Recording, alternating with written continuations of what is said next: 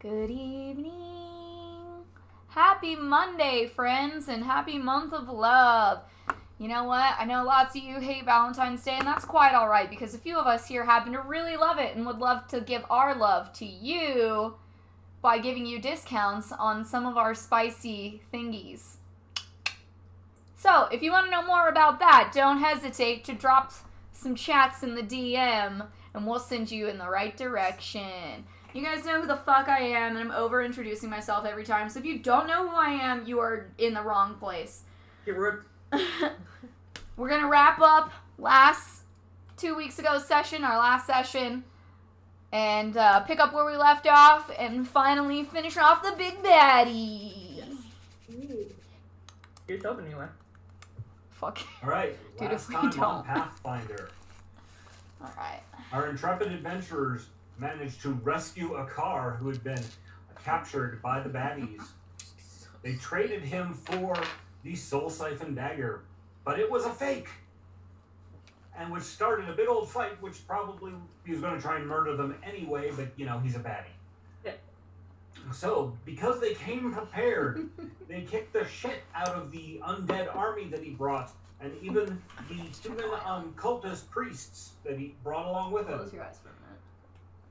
So Thorat is currently entangled in some creeper vines cast by Sephi, some black tentacles cast by Estrella, caught inside of a circle of protection from undead cast by Tatiana, and standing right next to Kate Monster. Literally, Kate is in monster mode because she decided to let her curse have its way with her, and now we find out whether she just attacks anything that moves, or if she can regain control of herself.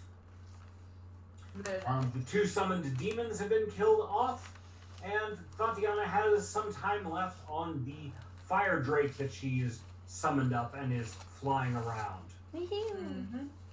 No one is too badly injured, though both Akar and Thwack took about maybe 1/3 injuries in their health points.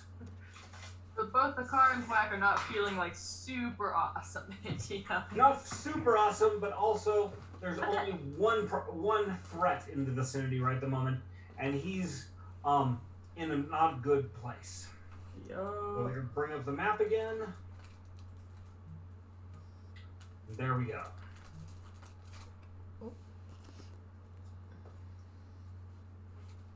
Alrighty.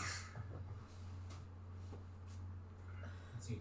I don't have the initiative order saved still, but you guys have Thorat.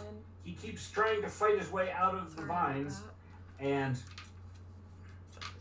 because you enchanted them using the Ghost Touch oil, he can't get past them just by becoming incorporeal.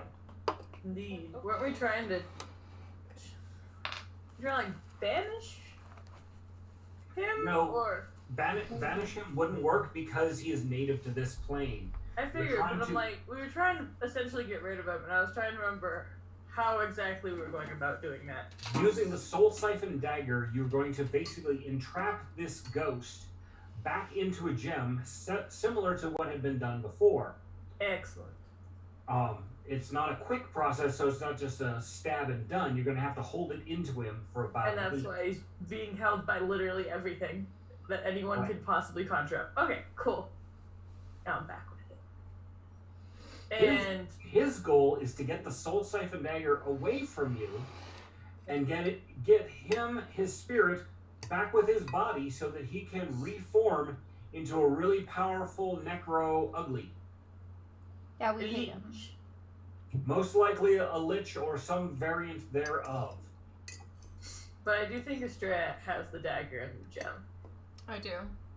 So it sounds like we're on that part where you do that thing with the stuff. Yes. Much excited. Cool beats. Glad we're on the same page. Alright, let me put everyone back in the initiative order. Do we need to re-roll, or are you just gonna... Yeah, let's re-roll because it didn't save from last time. No worries, these things happen.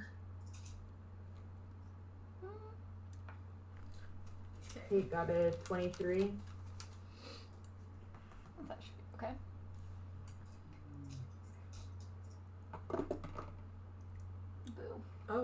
got the same thing. Kate got a 22. Got a nat 20, so that would be like a 30 some odd. Estrella is a 24. It would be a 40. Steffi got a 40. Steffi's feeling. Okay, what was that, Estrella? Unlike the human playing Steffi. Steffi's feeling 24. I got a 40. Estrella, did you say? 24. Tatiana?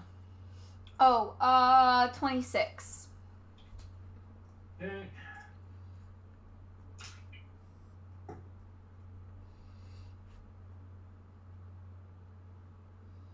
Black gets a 23. The car is really not on the ball. And Thorot. You can blame him, really.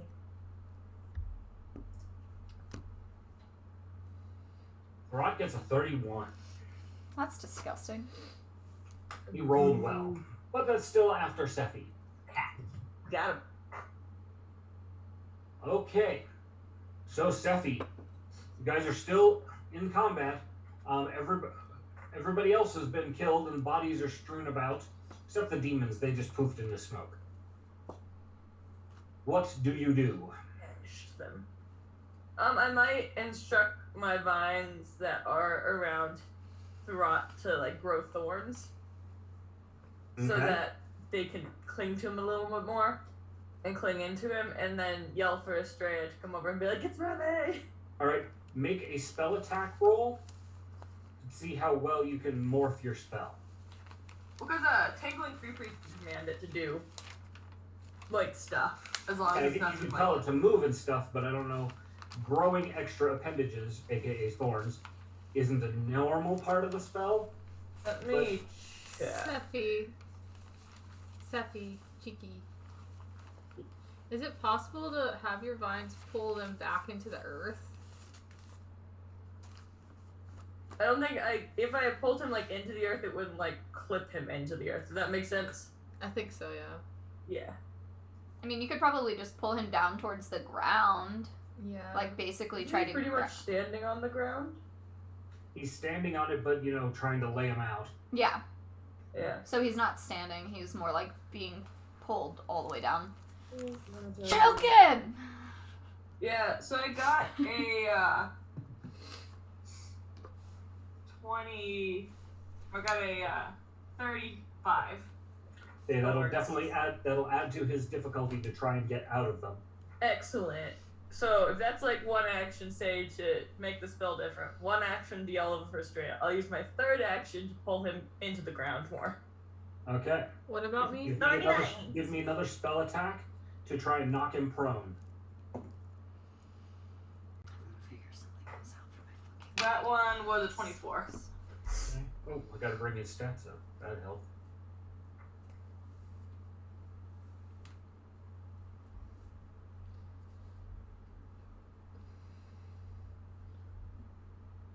You don't get him quite all the way down. He's pulled down to kind of like one knee. He's still somewhat hovering in the air. Excellent. By hovering in the air, I mean, Standing. his head's at about 3 feet up as opposed to doing the 7-foot tall looming thing of doom. Excellent, excellent. All right. And he's feeling bony. Mm-hmm.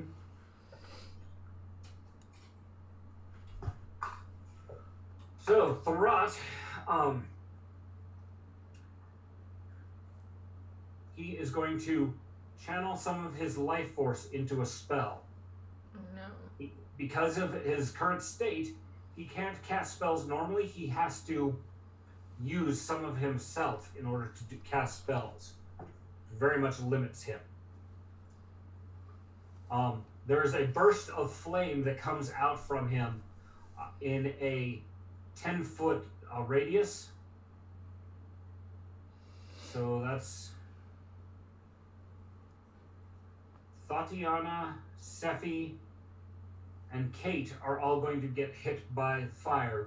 Roll for do a reflex save. Ah, nat 20. Nice. Nice. Okay. Oof. Sephi does this really effective roll and dodge and is completely out of the blast radius. To be fair, I was probably the one most visually focused on him, so I just made him very thorny. Kate, how about you? 36. Okay. You do sense the fire coming, and it only blasts you for half points of damage.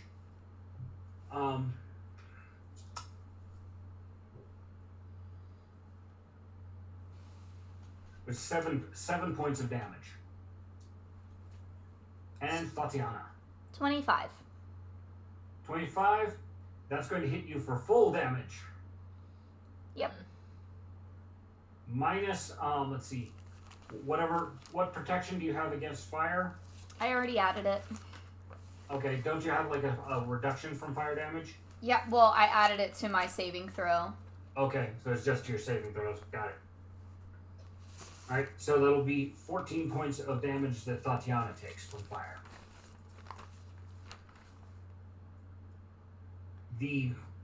His intent was more clearly to try and burn away the spell. How does that dang work, boy? Let's see. It's very mediocre, his effects on the spell itself. The closest vines to him are a little charred on the outside, but not so much that they let go.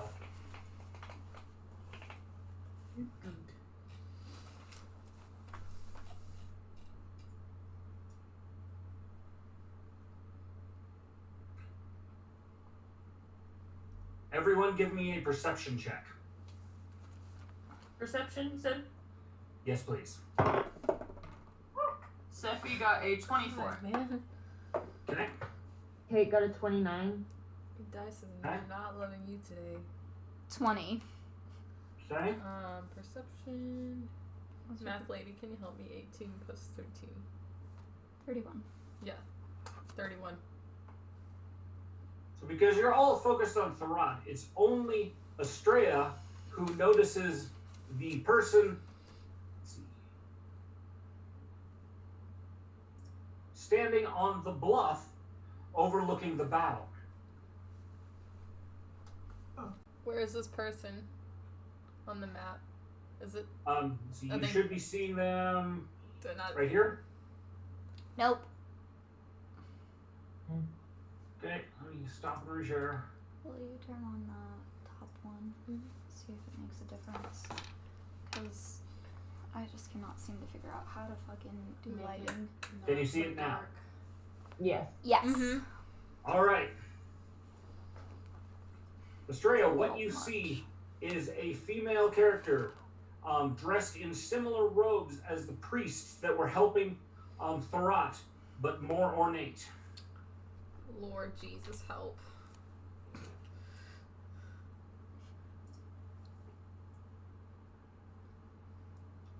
Apparently, they've just stepped out of a bubble of improved invisibility, No.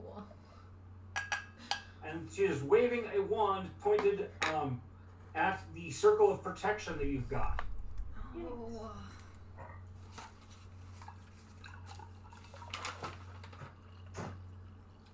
Me and A my stream- dragon getting ready. A stream of black energy strikes the circle of protection, and after a minor battle between it, the circle pops. No. Oh no. Ugh.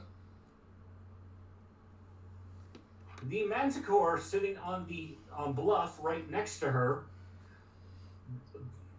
one of his actions is to get airborne. The second action is to swoop in and to grab Thorat, or attempt.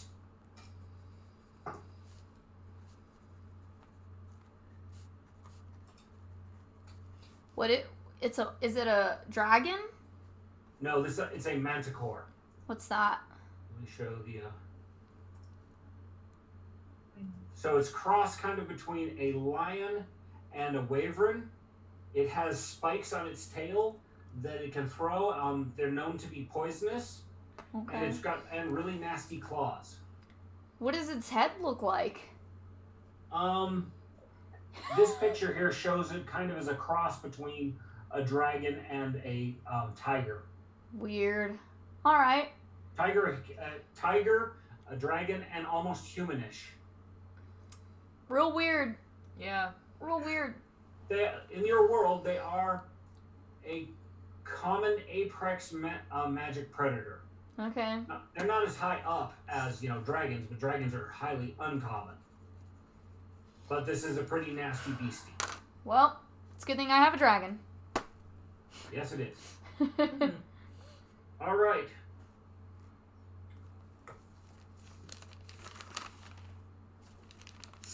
On his second attempt, the Manticore manages to free Thurrott from the vines and tentacles, but doesn't have any further actions to let him move.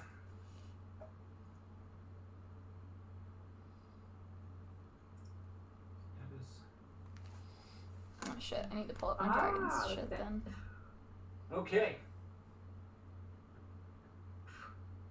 So you have a Manticore who's flying above the tentacles and vines, who's holding Thurrott in his claws, and the priestess creature person over standing on top of the bluff. It is now Tatiana's turn. All right. Gank that bitch, ho. Who's boss?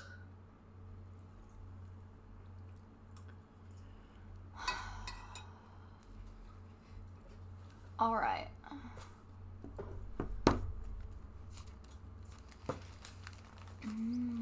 Okay. Do I know about this creature, and like, is this creature bound to the priest lady? And if I got rid of the priest, I would get rid of the creature, or is it kind of doing its own free will thing? They are semi-intelligent. Could be bound. It's not like a summoned creature. They are native to this world. So Okay. it's not like something you can banish. Okay, so not summoned. It could be like her pet that she trained or whatever, but it's not summoned like my dragon is. Correct. Okay. Alright. I assume I've maybe potentially encountered this creature before to know enough about it. Do I know if it has any weaknesses?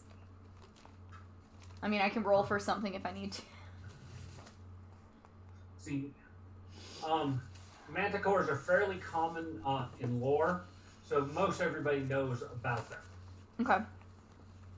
Is it an okay time for me to Checking watch something real for quick? if it has any specific known weaknesses. Oh, your turn is... I'm right after you. Oh, well, you might want to wait. Okay. Also, just letting you know, it might not matter, but the list just looks like code. Oh, yeah. I'm seeing that. It does. Yeah. But not that it really matters as long as somebody knows what the list is, but Yeah. On the version that I see, it's showing the proper stuff. On yours, it's screwed up. What? I'll put that on my list of things to fix. Alright, manticores. So did the Manticore succeed in grabbing Thurrott? Yes, the Manticore has succeeded in grabbing Thurrott. He is no longer being held by the vines or tentacles. What He got a nat 20 on the roll. a... See you next Status. Tuesday.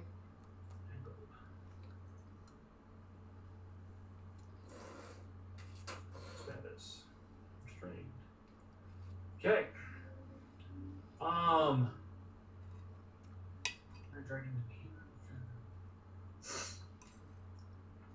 You know about their large porcupine-like quills that they can launch and fling at them.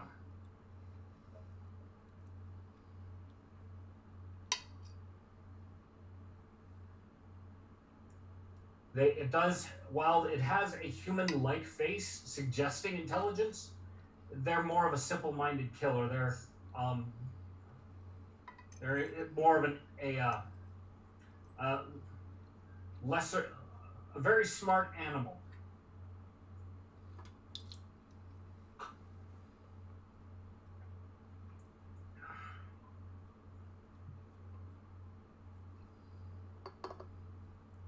Let's see. It doesn't have any specific weaknesses or immunities. Okay. They're kind of tough. They're not really fast. Their body is kind of bulky, even when they're in the air. Of course, its jaws and teeth and claws are fairly dangerous. But those spikes that they can throw are really pretty nasty. Okay. All right. Well, I guess we're gonna start off with a blistering invective. I assume it's intelligent enough to understand what I'm saying. Well, Based on what I've gathered with what you said, it sounds as though. there's reasonable probability that it's that smart. All right. All right. Try it. Come on. Can you just come all the way down? Really? This is how today's gonna go. That's gonna be probably that's gonna be a 24. Okay. So I assume that's gonna be a no. Actually, it's a hit. Woo! Fabulous. Look at that. It does not have a particularly high armor class. All right. Cool. So it takes 2d6 fire damage, and I'm basically just gonna be like, I highly suggest you drop him before I burn you to a fucking crisp. You little twat. Excellent. See how bad that burns him. Like toast. How much did I say? What? D6? 2. 2d6. Alright. 9. 11 points of damage. Alright. Please give me a good roll on this one. Really? I 27? Oh, for what? 27? For what? Oh, for sudden bolt. Got it. Lightning. 27 hits. Alright. And it is a bolt of lightning, so I'm hoping that not only does it buzz him, it may do a little bit of buzz on Thurot since he's holding him. Hopefully. Everybody gets to die. Which one's The the 12? roll. 1, 2, 3, 4, 5. Where's your beautiful little present?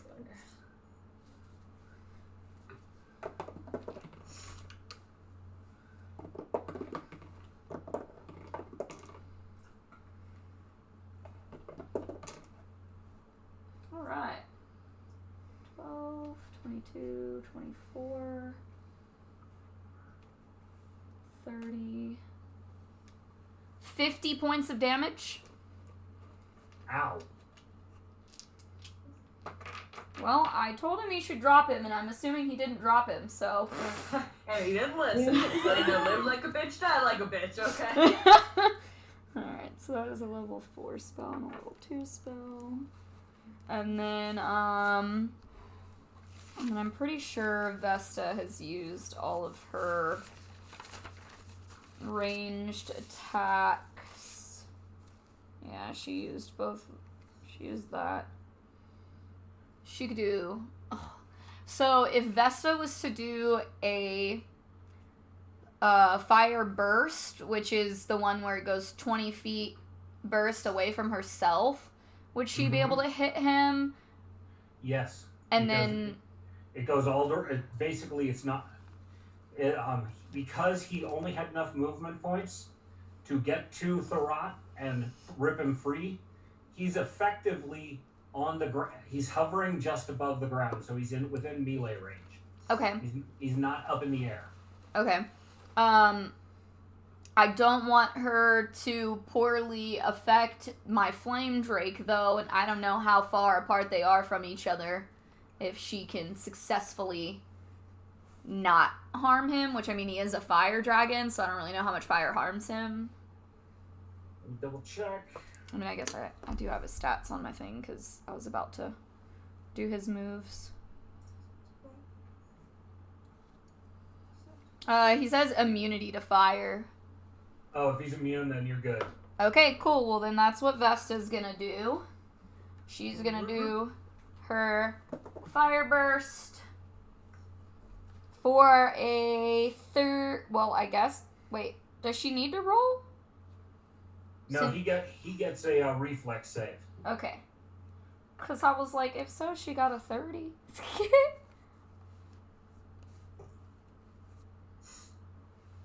He manages to dodge a little bit and take less damage, so he only takes half of your total damage.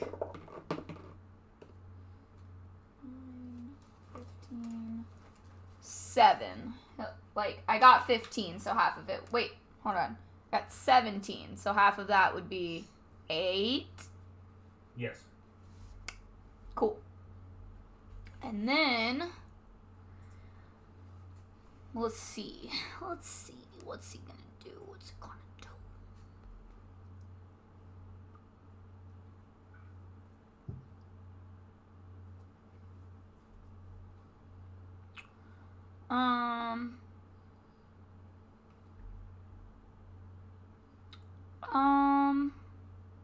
Man.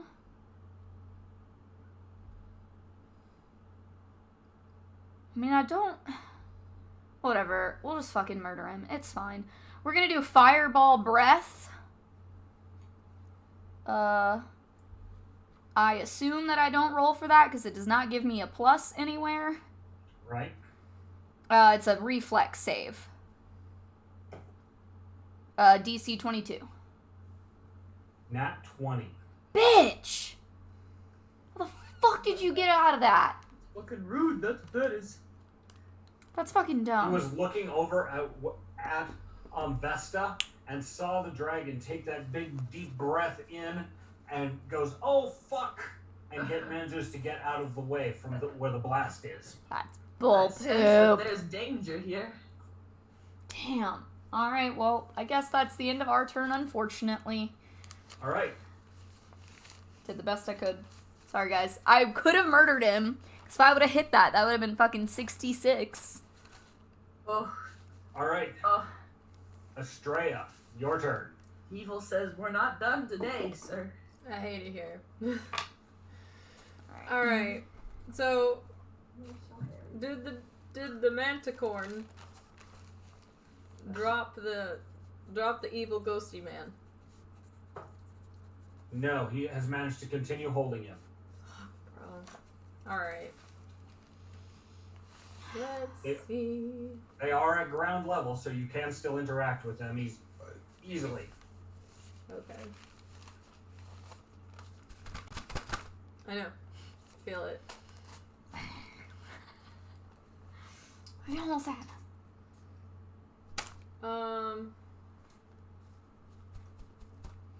Fuck. Elemental. I'm between elemental annihilation again and sudden bolt. But I think elemental annihilation is a 30-foot cone. And then the other one is a 60-foot range. Am I within 60 feet of him? Yeah. Oh yeah. Okay, great. You're within like 10. So roll a wisdom check. Yeah, that'd be good.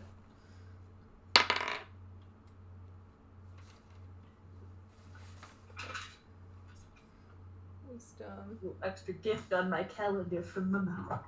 27. Okay. Hold it. How did you get 27? Wait. Is Not that the number? other number. The number to the left of it. That's a 2, yeah. Her wisdom modifier is a 2. She added her wisdom bonus total instead of just the modifier. So it would Okay. be, she got a 13 on the die and her wisdom modifier So is a it's 2. 15. It strikes you that the process of siphoning a soul might take a minute or so, but if you were to just be able to get some of him, just be able to stab him properly. You might get some of his soul trapped into the dagger. Well, the creature is holding him for you, so you might as well Oh, right. jump on him, bear hug him, and do it in his back. So Then he can't get away. I guess That's I'm gonna Right between do. the shoulder blades. Do it. Do it. That's exactly Yeah. what I would do. I guess- guess have the group where half of them's like, oh yeah, I could stab the other half's like right between the shoulder blades, where he can't move, so he can't get it out, so he dies. I know. Somebody chose violence. Me and you are Was so not half of the aggressive. group, probably. I guess I'm gonna do take 2 actions, and 1 action to run towards them, and another action to jump onto the man. Thurrot. Onto Thurrot. Yep. Yeah, I you was want to like- jump. You want to jump at Thurrot and bear hug him to grab it. Well, I mean, you won't have to jump because he's still on the ground. Yeah. Right. You want to go on So your no tiptoes. jump, just run and And then- bear hug So and you're charging and grabbing him. yeah, grapple. Just roll a d20 and add your dexterity bonus. Okay. No, make it a reflex save. We'll call it a Okay. reflex save. Okay. That'll be great. It will, because I got a freaking 18 36. on the die. She got an 18 Okay. on the die with an 18 save. So, while Thurrot is being held by the Manticore's claws, kind of gently, you're holding on to him. And the Manticore can't really claw you because he's holding him. He might be able to try and bite at you, or whip at you with his tail, but he can't claw you. Okay. And you've got a good hold on Thurrot, who's snarling and hissing. You're like face to face. You're in kissing range with a pretty nasty looking undead. So, can I stab him now? Is now Yes. the time? So I draw the siphoning dagger out of my belt and I Yeah. stick him in between the shoulder and the neck. Well, you'll probably Alright. want to do it more in the back so you can hold him because you gotta put the crystal on the end of it. So you have to use both hands, one hand with the dagger and one hand with the crystal, to basically stab him with the dagger and put So the this is crystal. like Yeah, I'll pretty do much that. It's an That's all-in-one. better. Sorted out like any good stabbing. It's kind of an all-in-one move. Mm-hmm. As you run out, you've got the dagger in one hand, the crystal in the other. You wrap your arms around him, and you've got a good hold. Now roll an attack to see just how good of a plunge you get.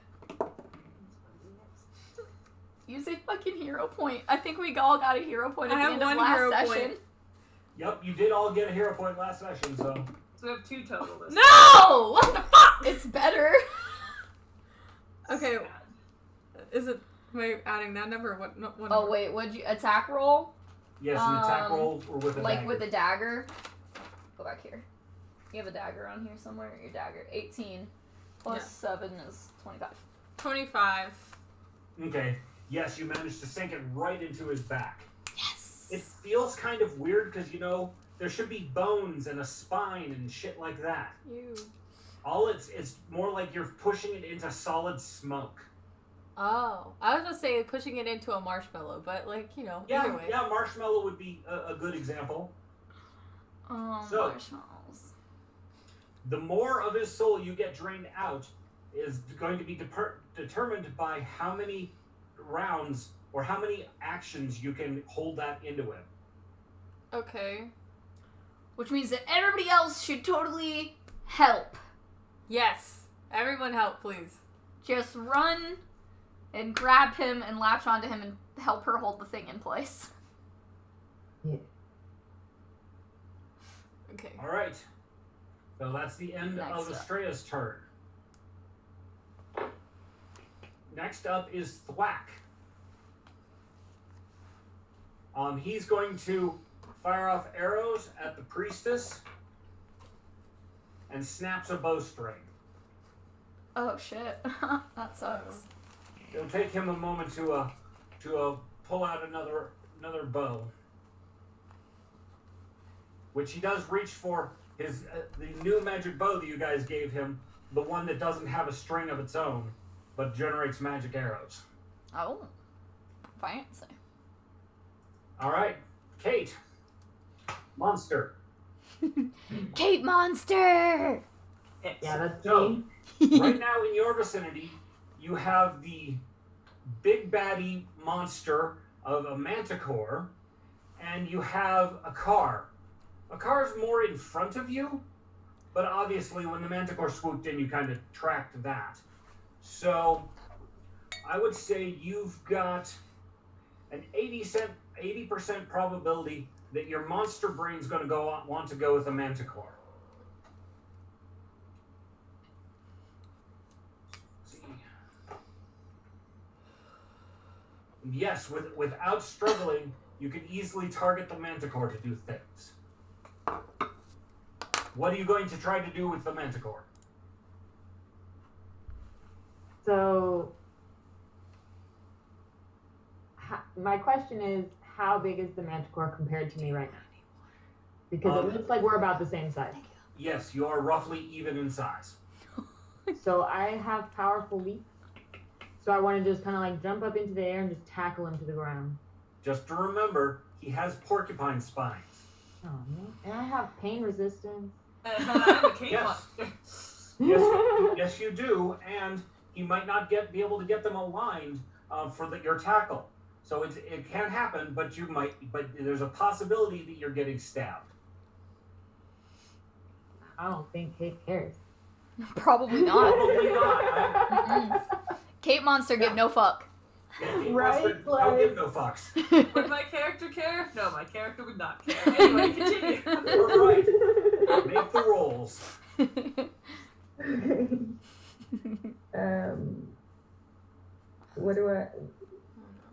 What do I roll for? Make an athletics check. Sweet, that works. You want to go? How's 38? All right.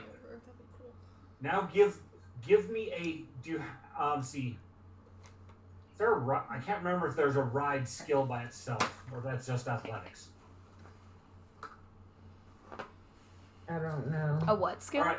Well, we'll say that you have successfully landed on the manticore's back. I have climb. Okay. I have athletic might as a feat. What did So that you're- do? That probably gives you gives her a bonus to all athletics checks. Probably. Yeah, like climb, swim, all like if it's a success, it equals a crit. I think that's what I have written down. Athletic. might. Okay. Then so this was a success. So this makes a critical success.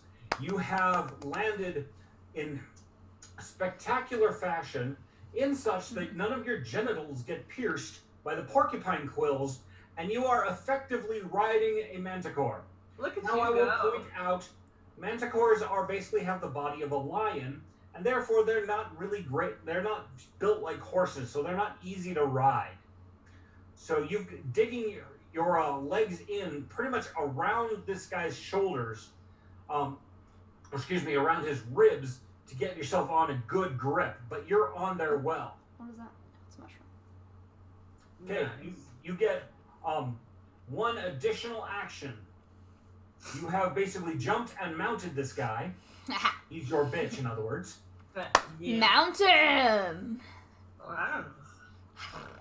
It would take at least 2 actions for her to put on her strap on. Should have came prepared. Next time, though. Next time. Indeed. I guess I'll try to just kind of like sink my claws into him. Okay. Maybe try to cause a little bit of pain. All right. Make an attack roll with your spiked gauntlets.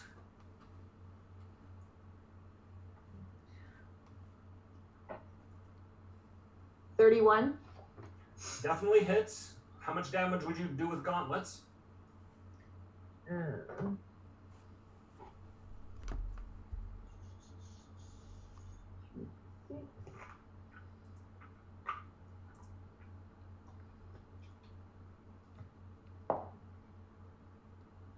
$12 points of damage. Wait. Okay. No. So adding the Seven. pluses. Yeah, adding the 19 points of damage. Okay, adding the pluses for being in Cape Monster mode, you deliver 22 points of damage. Excellent. Fantastic. He is not a happy camper. I bet not. Okay. I wouldn't be either.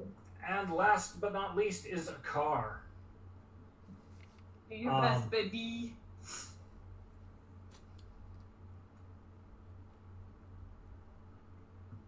What the hell is a car going to do?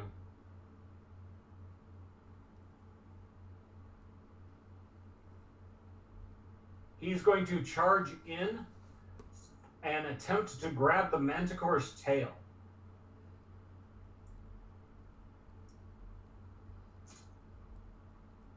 Trying to use that as an anchor to keep him down. And is unable to catch the lashing tail as it moves around. Okay, top of the line, Sephi.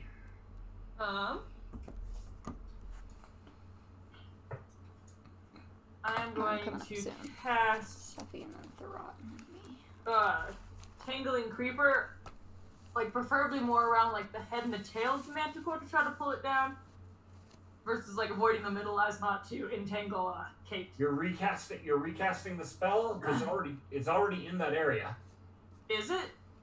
Yep, that's the big circle. I didn't know if it was burned away by Lady. In which case, then The spell that was burned away was only the protection from undead. well then Oh, so the he's going to use the part of the thing where it White has a circle. 15-foot reach and wrap around the legs of the Manticore to pull it down towards the ground. So I don't know if that'd be like an opposing strength check. Vines versus cat. But can do that.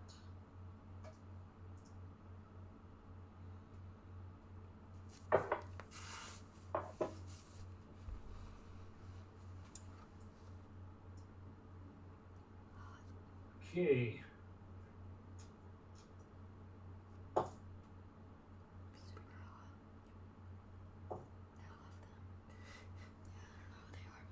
The cat manages to dodge the vines, but is having to do evasive action, and really has had to focus on that.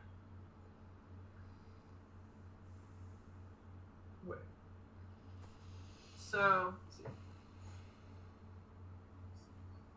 8 times 5 is 40. Yeah, so sure. I'm going to put a wall of thorns up in front of the villainous lady Okay. so that it's harder for her to command the Manticore and to see what's going on. As tall as I possibly can. And I got a 31. Which, as tall as I possibly can, I think is 10 feet tall. Unless for some reason my vines feed on evil or something. Oh well, you've also got bonuses to all plant spells. True. So you're just It'll be putting a a blessed wall, basically a wall straight north-south between you guys and her. Yeah, and it's a blessed wall. So if she touches it, I assume if she's undead, evil, hurt by blessed things, if she touches the wall, she'll take damage.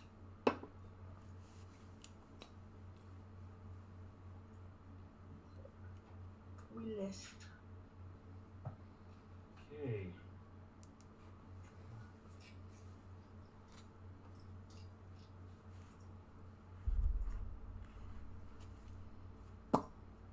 You know what we need to find?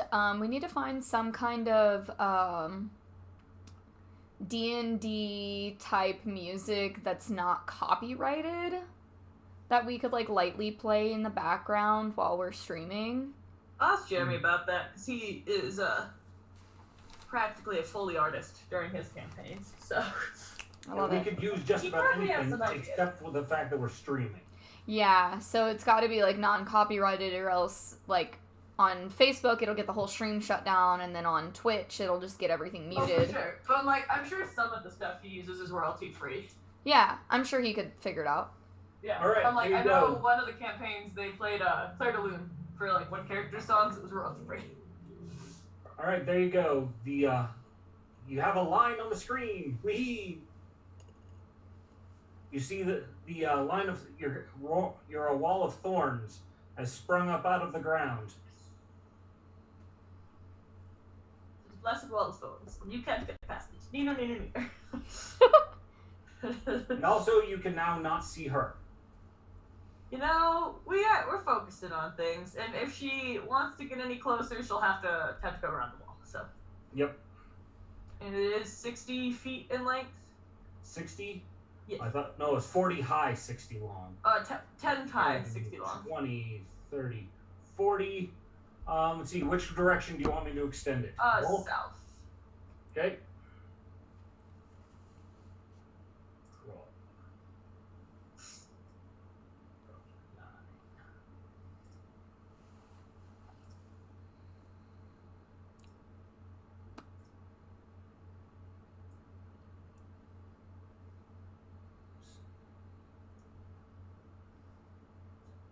It ends up being a diagonal. We get the idea. No. It goes to there.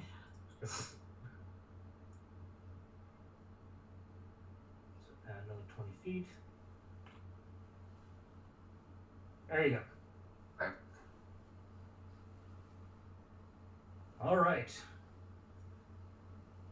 So that was Sephi's turn. It's Thorot's turn. Fudge. He is going to bring his face forward and attempt a kiss of death, drawing the life force out of Estrella. No! Gross.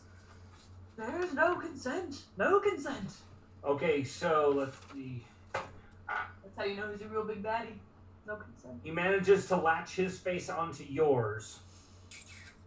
Yikes. Can I cast, like, a spell on myself? When it's your turn. Well, I know when it's my turn, but just a question. Sometimes. Yeah. Yes. Okay. I'll be okay then. I don't understand why the carrots come with the shit. And his the damage best. rolls suck. The what? Okay. The carrots. What's wrong with kids? They're the best. They taste like whatever. He manages to draw 10 points That's of, hibachi from Kira. of Estrella's life into himself. No.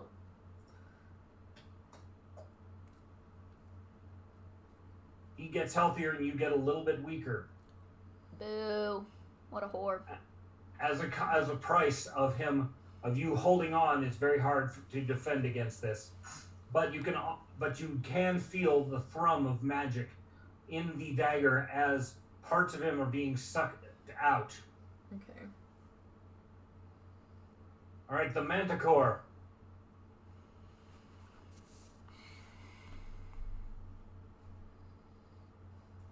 The golden collar around the Manticore's neck flares to light, and there's a black energy that oozes around him. Motherfucker. Using this, he shoots straight upward. And he's now 40 feet in the air and angling towards the wall of Holy Thorns. While holding Thorot and Estrella. And Yep. Kate. And Kate. Yep. Oh, he's trying to buck Kate off once he gets up to height. Well, also, he'd be coming from lower into the wall than into the wall of thorns. Say that again? Remember, the wall of thorns is up on top of the rock where she is a little bit. Yes. So it'd be really hard for him to get over it. Yeah, he's not getting it over in this turn, that's for sure. Good. And he hopefully hits it and takes a bunch of holy damage and profit. Die, bitch, die. And Kate. Ah. So they're all moving along. All right, Kate, give me an athletics check to try and stay on this motherfucker as he is trying to buck you off. I was a 32. 32. You only barely managed to hold on. You no longer have a good seated grip. You're kind of dangling from his neck right now. But it's really throwing off his ability to fly. because you're dragging him down headward. Excellent.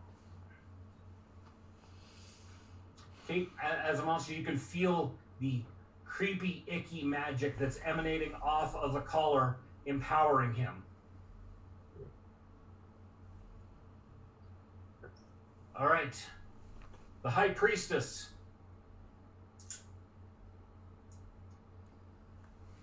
You see the top part of the wall of thorns start to burn at a blistering pace. She is using fire magic to try and burn away this wall of thorns. I hate her. It's not immediate, but it is being effective.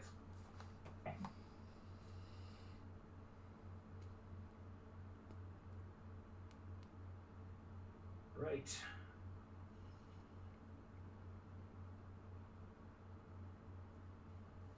Tatiana, your turn. If I do a fire arc at the Manticore, will I be able to hit him without hitting Kate, or is it gonna affect her too? You will very probably hit Kate and Estrella. Alright, so there's really, the only thing I could do is something mind related, because everything else that I'm gonna do is gonna fucking hit him. And everybody else holding him. Anything that's an area effect, like an arc, is definitely going to hit anybody else. Anything that's... that one says it's 1 to 2 creatures. Right. So it's not actually an area. Oh, it It's arcs just from 2. one creature to another. Yeah. Right. It's just 2 creatures. Got it. So it's not definitely going to hit them then. It's just highly probable. Yeah.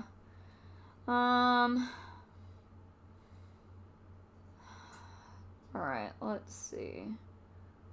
Could do another blistering invective. And Mind Probe isn't gonna do me any good.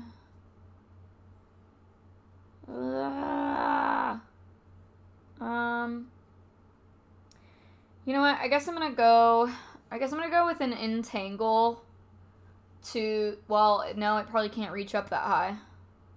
What's your range? 20-foot radius. That's the burst range. What's the range of the spell? 150 feet. You can... Yes, he's within 150 feet. But the plants won't go up high enough to grab him and pull him down, will it? Oh, that's right. It has to be next to a surface. Yeah, because it's plants. Your horizontal surface could be, given where he is the thorn wall itself. Well, I guess let's do that and see. Somebody might get stabbed with a few thorns, but I don't know. I gotta find a way to keep this guy from getting away from us. So, that's gonna be a 31. Okay.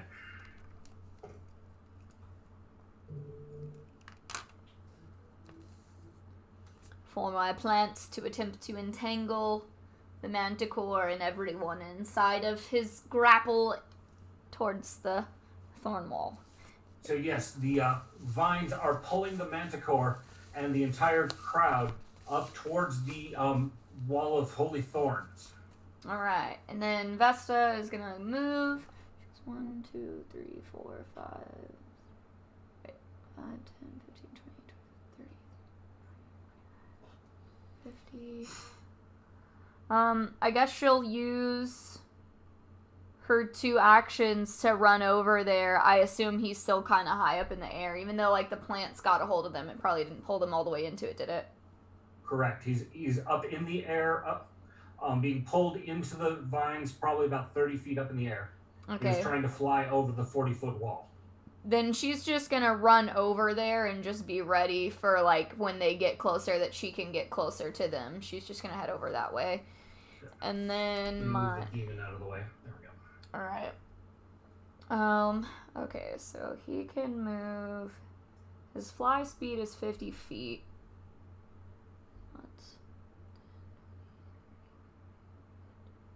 Okay. So we're gonna use speeds. Well, no, we're not. We're just gonna move. When Flame Drake is gonna move closer over to the Manticore, and do a Draconic Frenzy where he gets 2 Fang Strikes and 1 Tail Strike in any order. So he's going to run over there to do a Chip Chomp. Where's my dice? Chompy Chomp. Wow, I'm rolling shit today. 25. Okay. Does that hit? 25 does not hit. Oh, okay. And then a Tail Slash for 24. And even less for the next one. So, I'm assuming it doesn't... I am rolling shit today. I'm gonna go make some macaroni and cheese. I'll be right back. Gonna put my dice in my tits to try to get some luck. Estrella, Hole in there. you are now 30 feet up in the air, No. bear hugging the dread wraith, and with a dagger stabbed into his back. You can feel that every turn that you keep that dagger in him, he's being drained into that. Some of his power and essence is being drained into the gem. Jesus Christ. Do you Alright. want to spend all 3 of your actions just fighting to hold on? Yes. Okay. Yes, I do. Just if I'm somehow dying, if Thurot takes all my soul, like, or most of it, like, can somebody just catch me when I fall 30 feet down, like, please? Alright. Can you manage enough, like, reptilian skill to, like, Probably not. that'd be great. If you go Alright, down, we'll she's probably take- going down with you. Part of his turn and run around the vines and put some more arrows into the priestess. Only one of them manages to hit. Apparently she has some kind of magic defense around her that one of the arrows has bounced off of.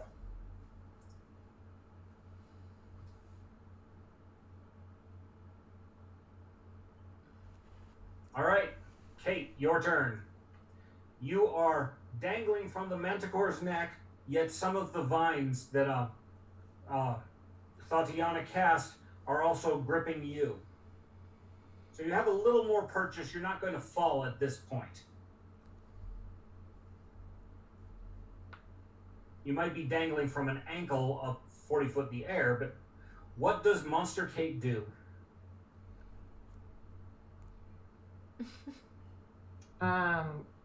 Probably still tries to attack this thing. Okay. Teeth, claws, what's your choice? How do I roll for teeth? You'll just roll. You'll roll another attack with your gauntlets, and I will make the changes. Okay.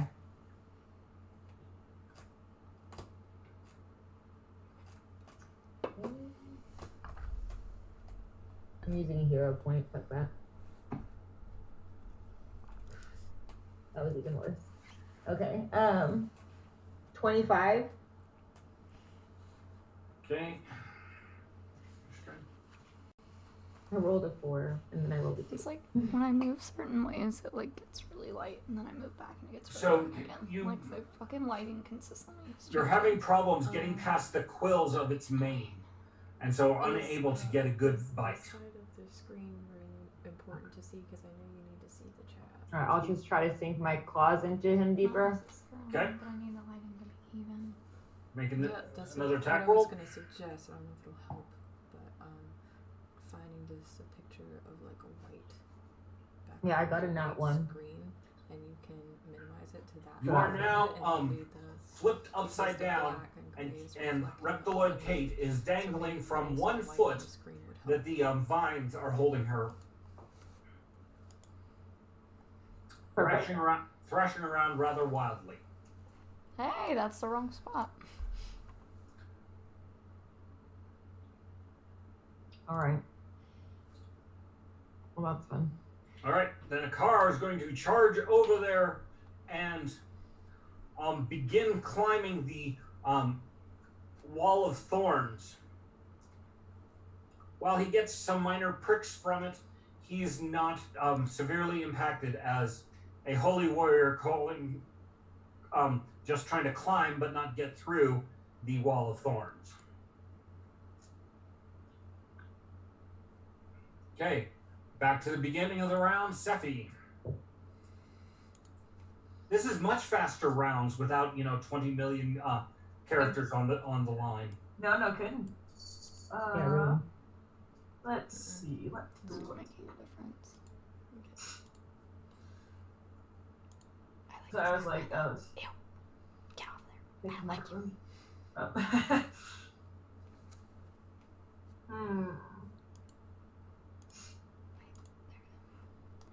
Just change that. I don't like it. Put me up there.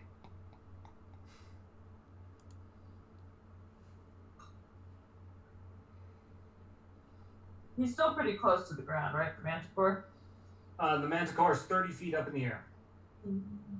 He's trying to go over the wall of thorns, which is burning away merrily at the top. Kate is dangling by her foot in the vines that Tatiana grew off of the wall.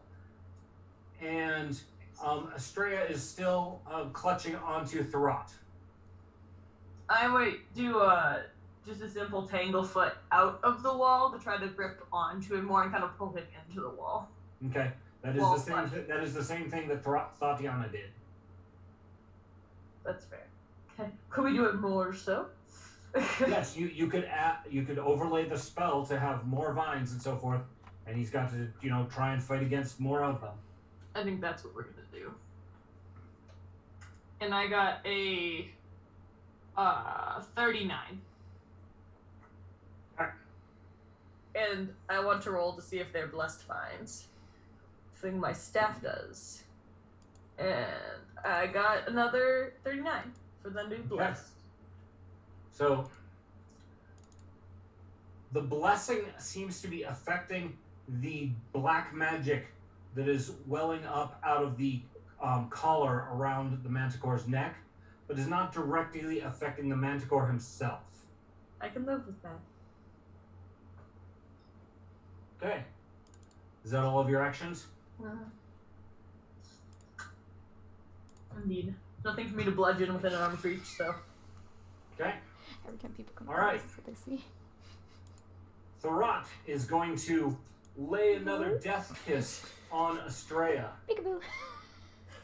but Estrella manages to duck out of the way like a professional stripper avoiding a dude bro. Oh my god.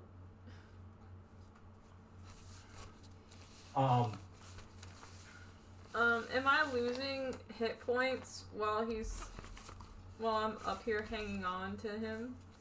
Only if he manages to land a blow. Okay. So like that death kiss that he gave you last time, Uh-huh. you lost those hit points. Okay. But it's not continuous. Okay, how many hit points was that? Because I didn't mark it down. It was 10 even. Okay, great. So having missed the death kiss, he is going to try and sink his hands into you. Oh. Because he's incorporeal and they're not very effective. Okay, good. It does manage to sink into your skin and feels just wrong. Wrong. But and he very only cold. by sinking those hands in, he only manages to do 4 points of damage. This is part of his curse of being incorporeal, is that he does not have great use of any physical attack. Oof. Wet spaghetti on my insides. Mm-hmm. Is it my turn to do things, or is it not? Nope. Okay, great. The High Priestess casts another spell targeting the Manticore, and he gets bigger. No. Stop it! What the That is fuck? not fair. This is pathetic. I want to be able man. to get bigger too then. Do me! Do me. Come on. Let's see.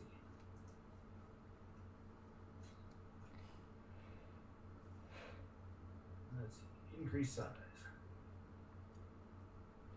I'm just gonna go back to whatever was up there originally. So the Manticore is even Yeah, bigger, other shit. stronger, and more powerful. Not cool. He rolls a nat 20 to break out of the vines No. and does a spiraling circle upward to get over the wall.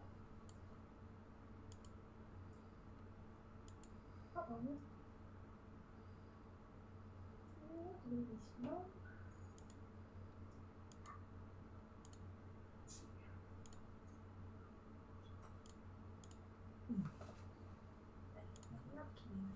him off of the top of the priestess.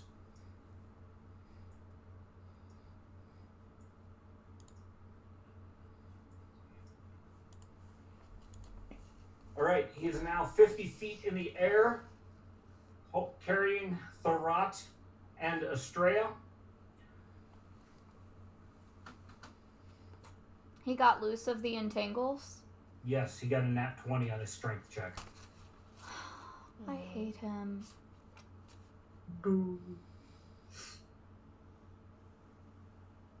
The priestess throws a fireball into the air, right in the area right above where the fire drake is.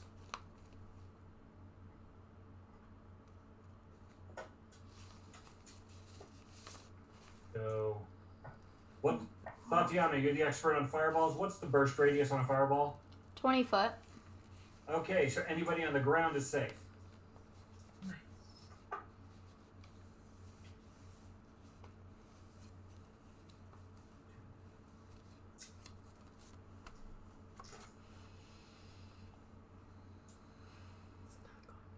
Mm-mm. Not a great fireball. 31 points of damage to the fire drake, Kate, and to Akar, who is climbing the wall. But the fire drake is immune to fire. Then 31 points of tickling. Something smells like it's cooking. We're making something.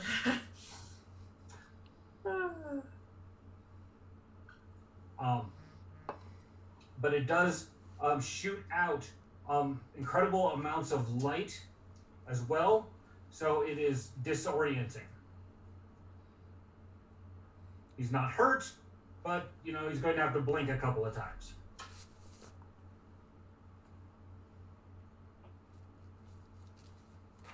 Right. That spell. Okay, that's it for the High Priest.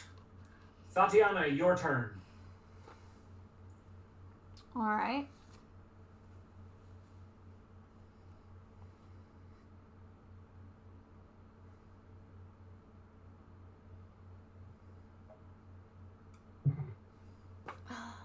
How low are you on hit points? Oh, you're not that low. No, I'm not Alright, that low. cool, because I might kill you, but I'm not going to. I'm not gonna not try to kill you. I'm not gonna not try to not kill you, but But there's But a you're potential. But you're collateral damage. Yeah. That's okay. I have a As long as she's still holding on to the thing, I'm just gonna try to basically fucking murder people at this point because that's really all I'm good for. So we're gonna go for a flame strike, which is a 10-foot radius, 40 feet tall, on them in general. All of them. Where's my dice? on that group heading that way. Where's my which one are you talking about? my D20? I don't know. I thought you had it. Oh, sweet. I thought it was right here. Oh, you are such a Oh, I guess I'll sweet use a different one. boy. That one's been giving me shit anyway. Oh, it's in my tits. Gathering good luck, I see. I do So, know. did you just lose dice in your bra? Well, I forgot I put it in there. You gotta be kidding me. I'm gonna have So to. that's a To answer yes. your question, yes. It didn't fucking work. If I roll. Thank God! I was like, if I roll another fucking 2, dude, I quit. That Fucking. This is ridiculous. Dice in the garbage. Alright. That's gonna be a motherfucking 40! Yeet yeet. 40 to hit? Yeah! Okay. Boom! Yes! Alright, Well, the I'm move ready. trick, it worked. No, I had to use a hero point because I rolled a 2 on the first one. So what, you out of hero points for the moment? Oh no, I haven't been using very many of them, and I just been raking them up. Got it. So I still have They more. only say So- 1 per session. So they're not like rollover minutes or whatever in a cell phone plan. Are they not? So we have 2 right now because we got an extra, but You always start with a minimum of 1, and if I've given you extra from the end of the last session, Oh. so you do have more that way. So we have 2 this time, basically. 2 for the session. Right. Okay, well then I still have 1. Excellent. I figured. I'm like, I don't think you've used more than 2. I mean, overall, yeah, but not today. Girl. 4, Technically, you could use at least as many sessions as we've played so far. 5. We've been playing for over a year, so somebody else can map that out. Well over a year. Really, guys? Oh wait, that's too many. Just gonna take that shitty one out, right? Alright. 6, 10, 18, 20? What? Wait. Wait, hold on. No, I was supposed to do 8d6, not 66. I get 2 more.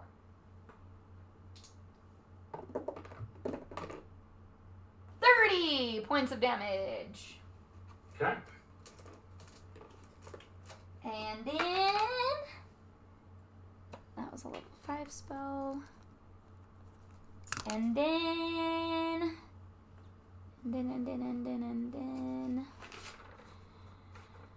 so there's a wall of thorns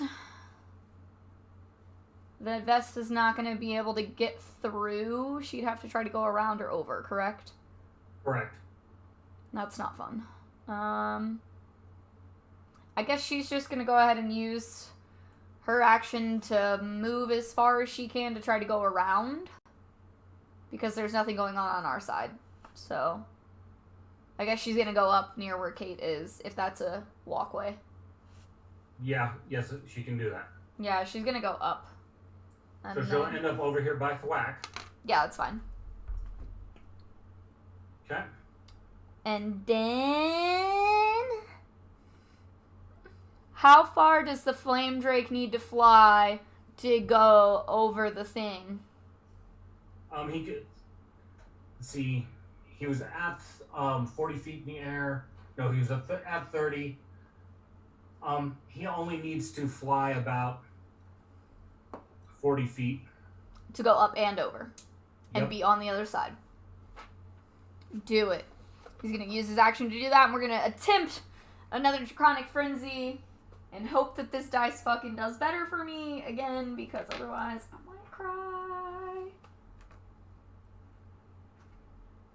Your summon has only got 1 more round left. Motherfuck. Because he's only 1 minute, correct? Yeah. Oh shit, I dropped it. Let's see if it gave me something good. Oh, it did! Ha ha! I love when that works out.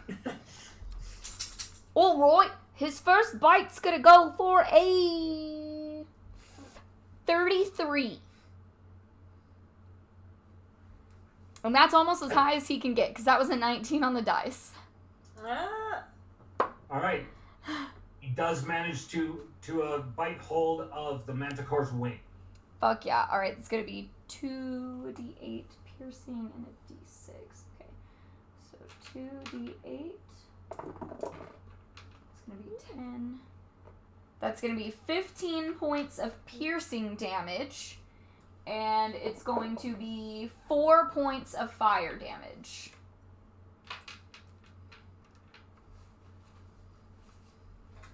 Okay? Come on, let's get another good.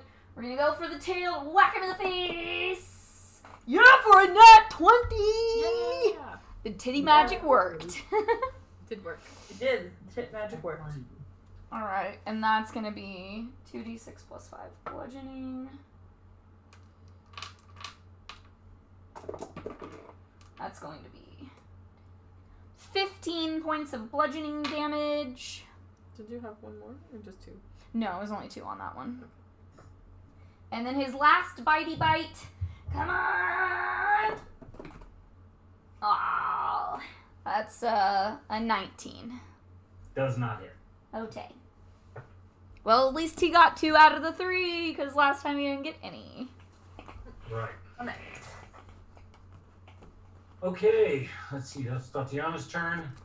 Estrella, Okay. you are holding on for dear life, but siphoning away his life. Do you continue, or do you try to get away? I would like to use. Can I split up my actions? Yeah? Yes, you can. Okay. Let's see. It depends upon exactly what you're going to do, how functional it is.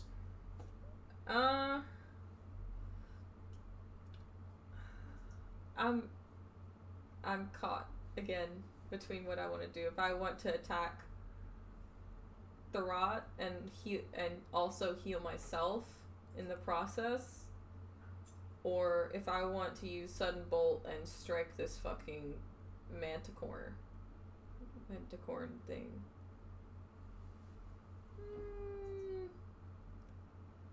I'm gonna do the sudden bolt, and I'm gonna hit the manticore, and then the other 2 actions I'm just gonna keep holding on. Hope to. Okay. So I will say that by you going to have to let one hand go of the dagger to do this, and it does create a risk of you falling. Don't do it. Okay. So, if I cast any spell, really, I have to use my hands. First off, are you only holding on with your arms? That's a really great question. I suppose I was, yeah. I mean, a bear hug, Well, you I can would do be grappling, so it would be, but that's just me. Yeah, that's true. I mean, too. you guys are they still in the air? Yes, they are. You better be holding on with your legs. Yeah. You gonna All die. right, that greatly decreases the probability of you falling. That's fair. Alright.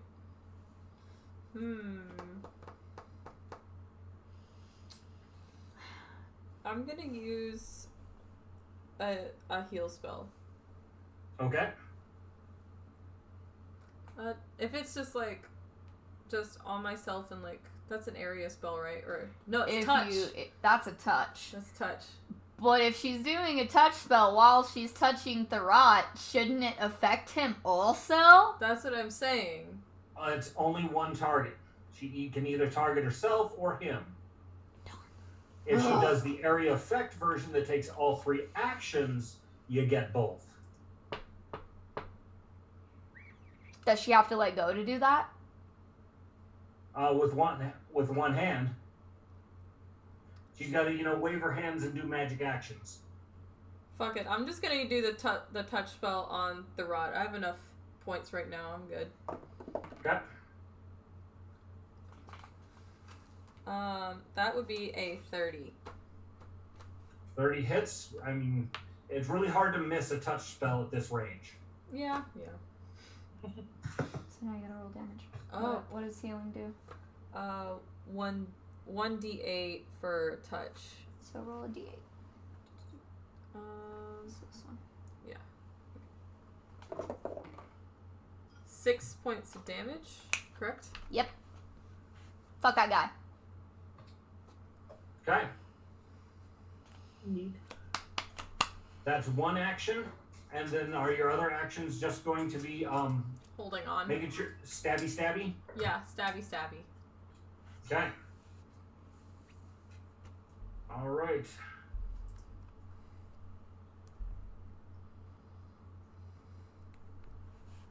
Thwack is trying to put some arrows into the manticore.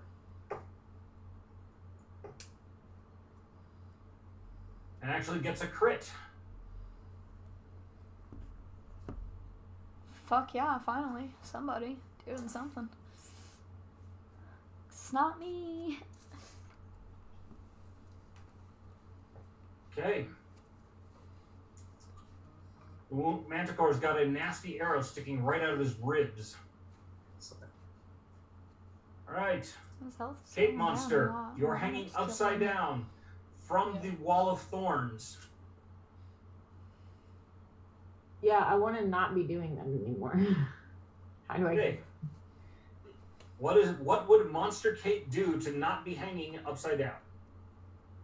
Are you just gonna flail around like a monster animal in a trap, or going to do something else? flail around? No, I'm not gonna flail around. Can I like claw at the things that are like holding onto my foot, trying to like get them to let me go? I don't care if I fall. So you're just going to attack them? Yeah, I guess so. Do an athletics check.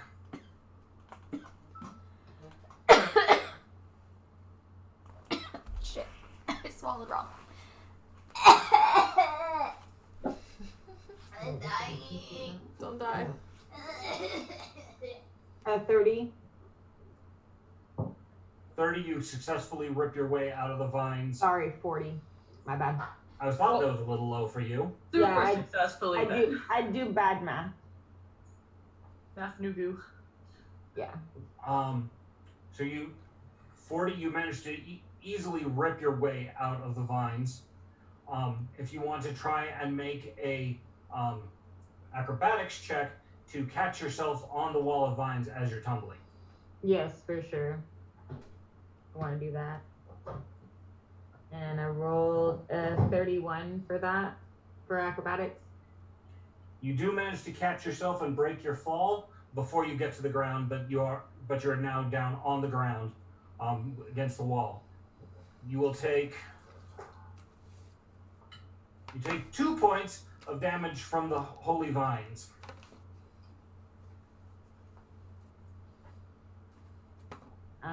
Okay, I'm gonna drink a healing potion.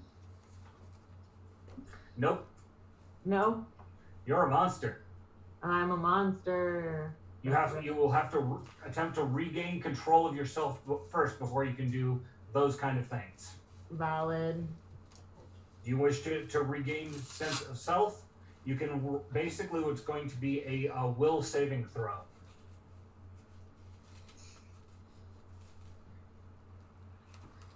You can either do that now or do that later, or continue doing monster things. Yeah, I might just continue to do monster things. Okay? So you've got one action to do monster things. Gonna go over, through, or around. Around. Okay?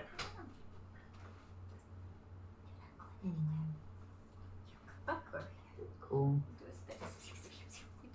That's my last action, so. Okay. Do we get in the chair? All right. And a car. He was climbing the wall and has managed to reach the top of the wall where it's slightly on fire, which he uses a spell to douse.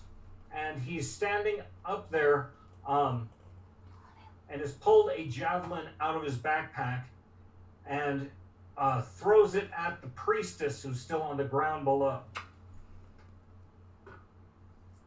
Fuck that bitch. But Tell it bounces Vesta. off the magical shield that she's got. Oh. Boo, we hate her. All right. Top of the round, Sephi. So You I'm are- gonna get within. So Kate, do you look like half your HP is gone? Barely nothing. Nearly dead. Yeah, about half. Okay. So I'm gonna get within visual range to cast healing spell on Kate, and what level that is will depend on the level. So are you dissipating your thorn wall? No, but there's a hole in it enough that I probably could see her through the hole. I mean, why not dissipate it? What good is it doing at this point? Touche. As long as it doesn't cost me any actions. I'll Only common sense point is a car is standing on top of it. He gonna fall. Yeah, no, it's all good. If I could just get in, even Sephi probably would be like, oh, I should go heal Kate, because when she got bucked off onto the wall, she looked real rough. Okay, so we'll put you over here. Yeah, wherever the hole would be where I could, like, see through. Yep. Could I kiss? Because of your connection with it, you can open a hole for yourself to walk through. Yeah, I'll open a hole enough to see her then. Okay. So, I don't know. 30 I could feet. I'm gonna cast heal 2 actions. So it's specifically at Kate. Mm-hmm. No. And second level, so I think that would be 2d8s. Correct. 8 for every, yeah. So 2d8s worth of healing. I can just roll 2d8s. I can add 2 numbers together. This is not above me. I believe. Although when it's like 78s, I'm like, oh, that's too many numbers. Yep. You ain't gonna do it. Fucking 12d6. Yeah, that's what I'm like.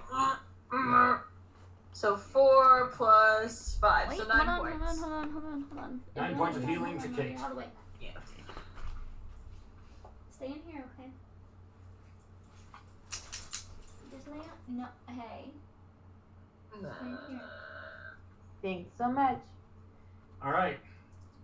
Thorot's turn. He's going to make an attempt to grab the soul siphon dagger out of Estrella's hand.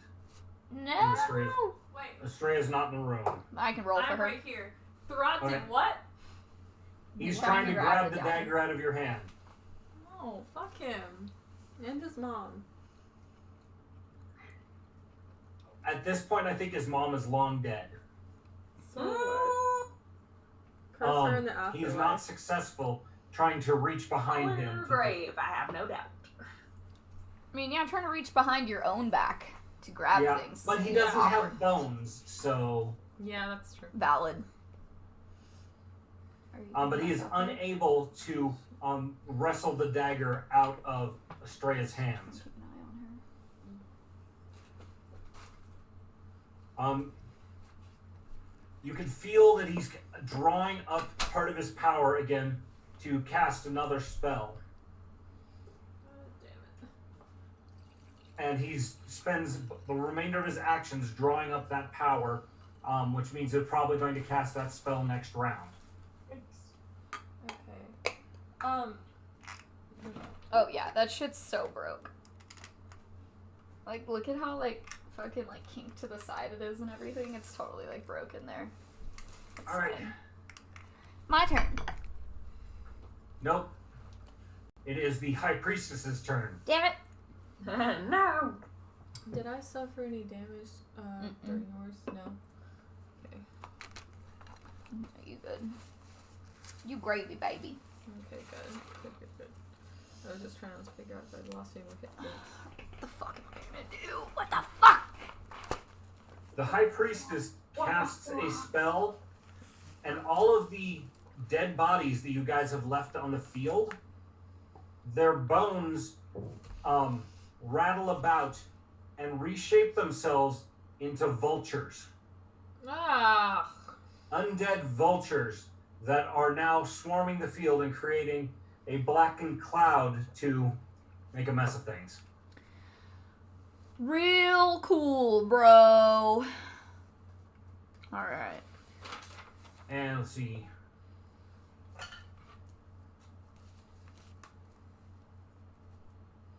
And the final spell, the High Priestess disappears. She's a whore. Mm-hmm. Is it all, like, every single little skeleton-looking thingy on there comes back? They come back as a undead vulture. But all of them? Yes.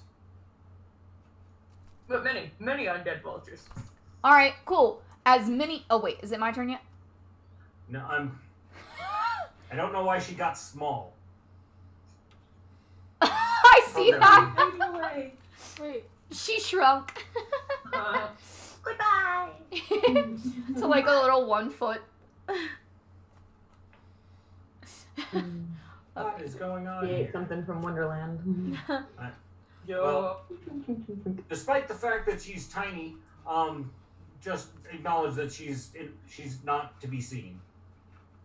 The program doesn't want to hide her. Not really, though. There we go. Wooed. Get out of here. Okay. Alright, she disappears. The manticore is attempting to fly away at his full speed, No. which is drastically increased since he was increased in size. Ooh. So he is effectively off the map, but he's carrying Thorot and Estrella. Okay. Please don't Cut our take me losses to and your have leader. Estrella not First- be on there anymore. First question is, how far away are they? Like, how many feet? 60 feet off the map. From me. How far from you? Mm-hmm. That's from you to the map. 20, 30, 40, 50, 60, 65. So 125.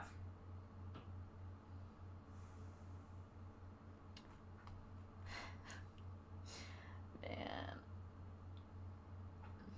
I'm real sorry, bro. I'm real sorry. Save me! What the hell? I can't. There's nothing I know. can do except for try to kill it.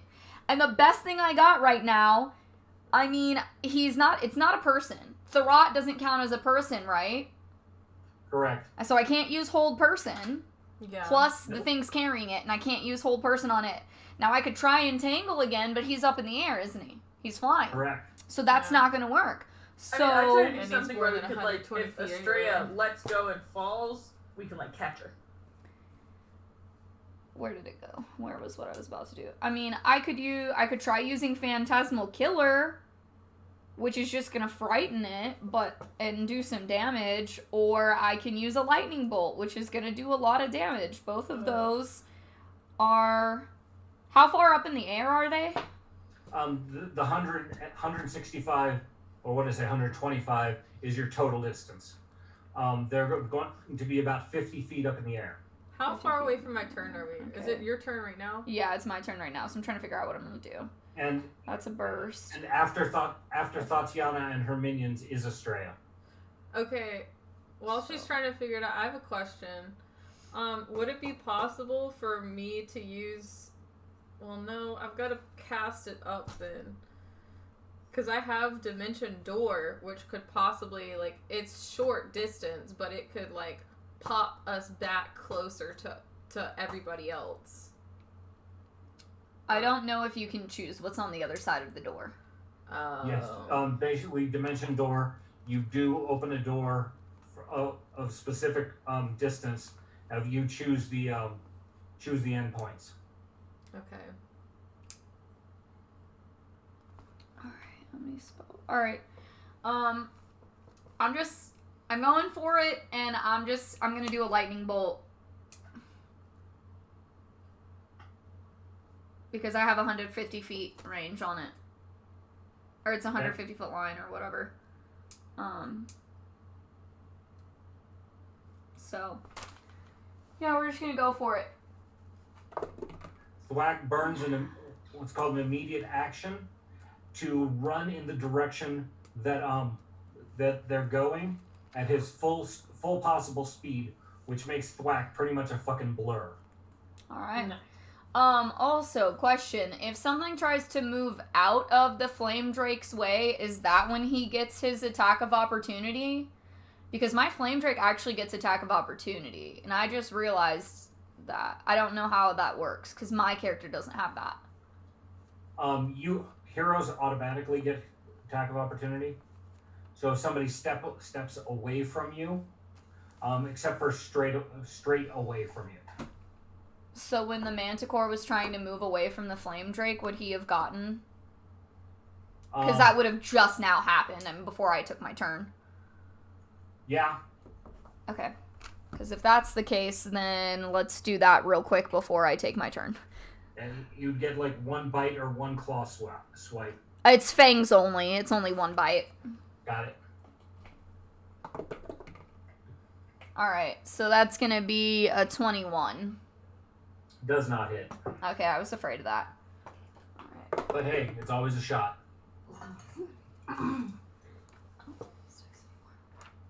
I need to figure out which dice is going to do me well. Alright, there we go. Cool. Alright, that's going to be a 40. 4-0-2. Okay, lightning bolt strikes the manticore. Hello? 4d12. What's these? 1, 2, 3, 4.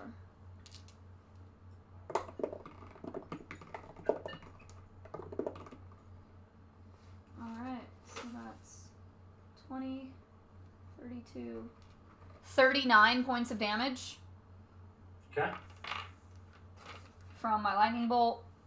And then,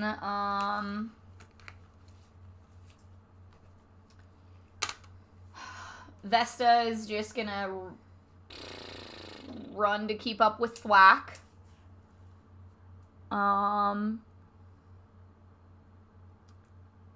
And you said this would be the last turn for my Flame Drake.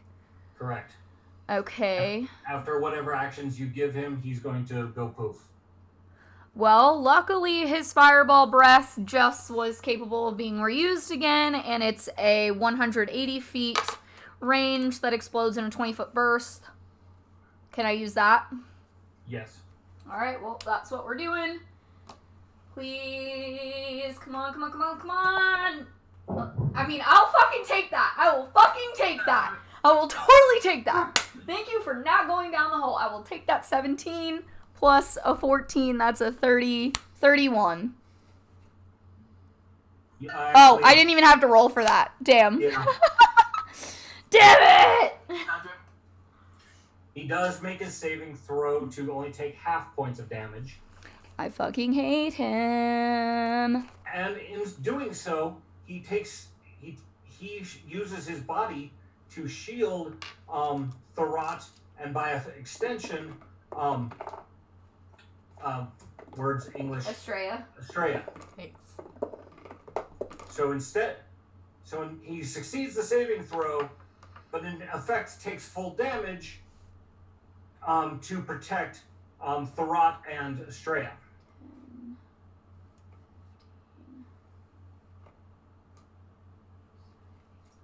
19 points of damage. I did roll that right? 66. 66, yep. Okay. A couple shitty rolls on that one, but... fuck. Alright. See, that's his turn. You go bye-bye. I'll miss you, Califer.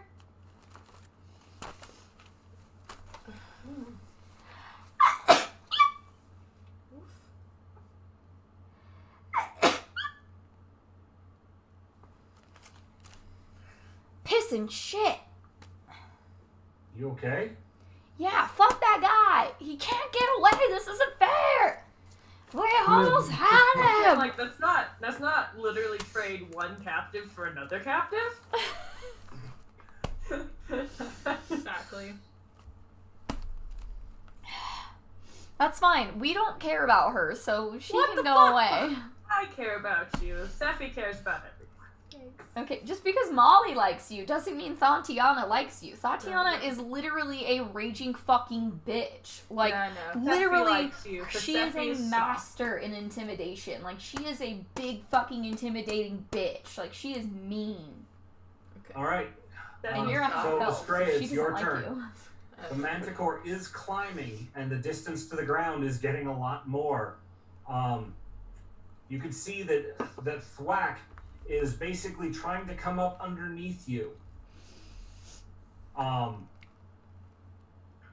You feel the blast of heat and electricity as the manticore is severely rocked by the damage Tatiana is doing to him.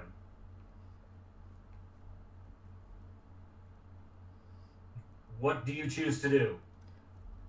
First of all, how much longer do I have to hold on to this guy? You let go whenever you need to at this point. You'd have to hold on for another 6 rounds to complete the ritual. But you can see that the crystal that you're holding contains some of Thorat's essence.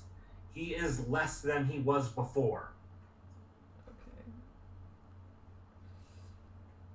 Alright. So it is not possible for me to like hold this in with one hand and cast with the other. Depends upon what the spell is. What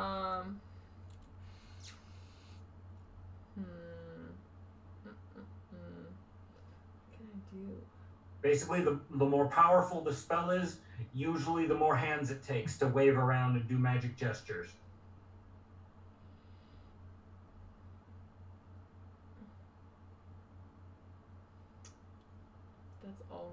That's actually all my actions.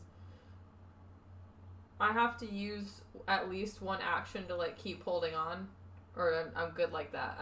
I can use all my actions. You can use all of your actions. It's just you're limited in what you can do because you're holding on. Okay. I want to try summoning an air elemental to possibly blow us back. You have to let go with both hands. Fuck. Okay, never mind, not that one. What about Third level spells and below okay. to do one-handed. What could I possibly try to cast a sleep spell on the manticorn so it falls asleep and falls out of the sky? You could definitely try. Okay, I'm gonna try that. He has a brain, so It's a living creature. They do sleepy things. fingers crossed. Yes. Okay, maybe that works. A 35. 35.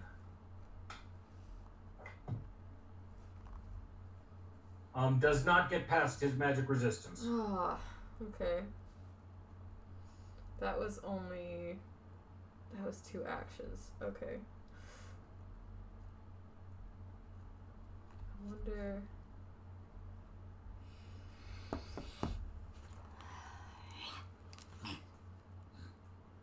Oh my god. Thwack does yell from below for you to let go before you get too high. Fine, I'll let go. Alright. I don't have anything else. There's only one action that I could actually use. Hopefully, Okay. Flack catches you. As you start to fall away, holding the soul stone in one hand and the soul siphon in the other, Thorot makes a grab for the dagger. Roll an athletics check to wrestle him for the dagger.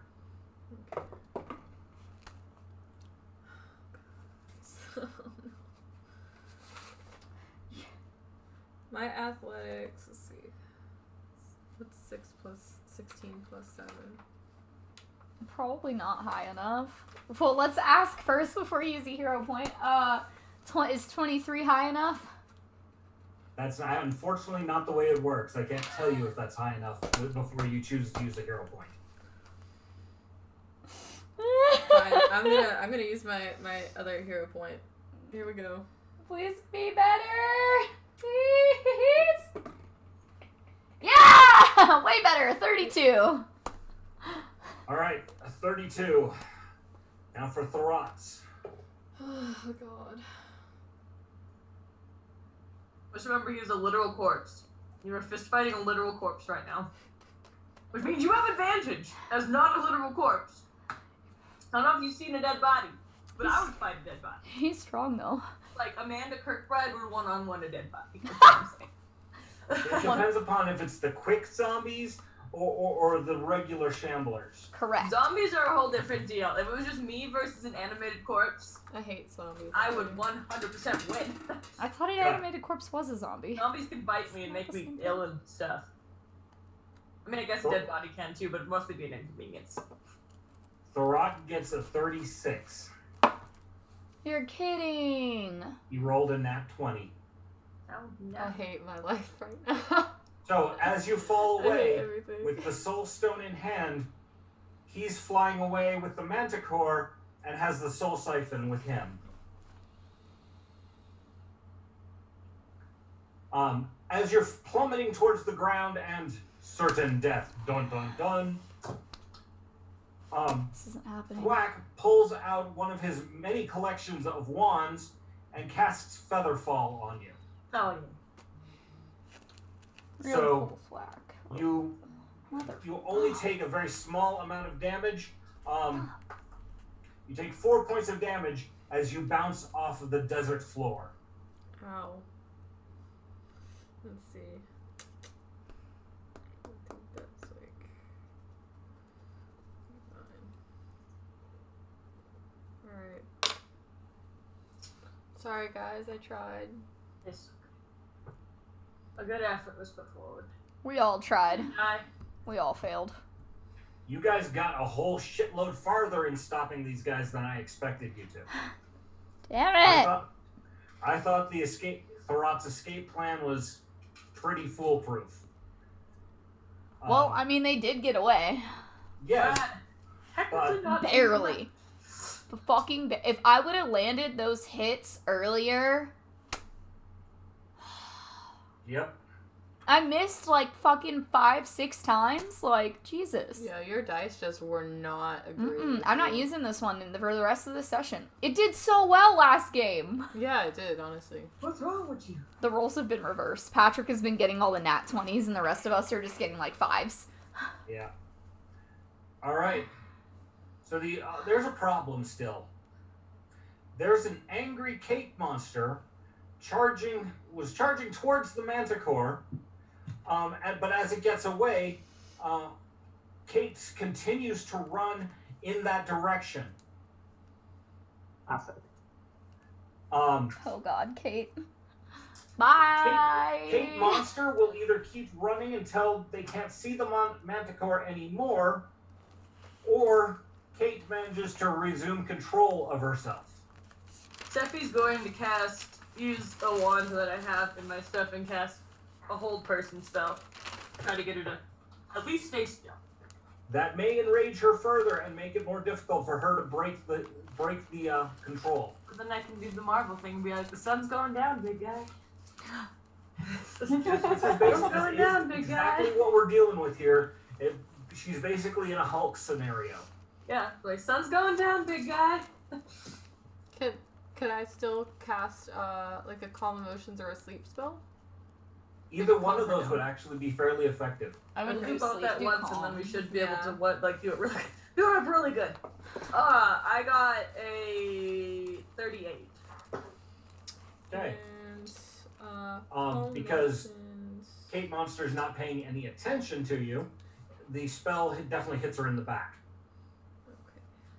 Kate, roll a strength check or fortitude saving throw to try and break out of the magical hold that you've been put under. No, you can eat all the carrots. I don't care. They're delicious. I love carrots. I like the mushrooms. That's a 31 for fortitude. I mashed the fucking What was that? mushroom tofu 31 for fortitude. from Vampire All right. No, you are held by the spell, Good. And then, but you're getting more pissed off as you try to fight against it. well, then Estrella cast calm Oh. person though, almost. Oh, yeah. In- She's got Estrella's next. Okay, I got a That's 30. almost in tandem. I rolled a 32. Okay, because she's held.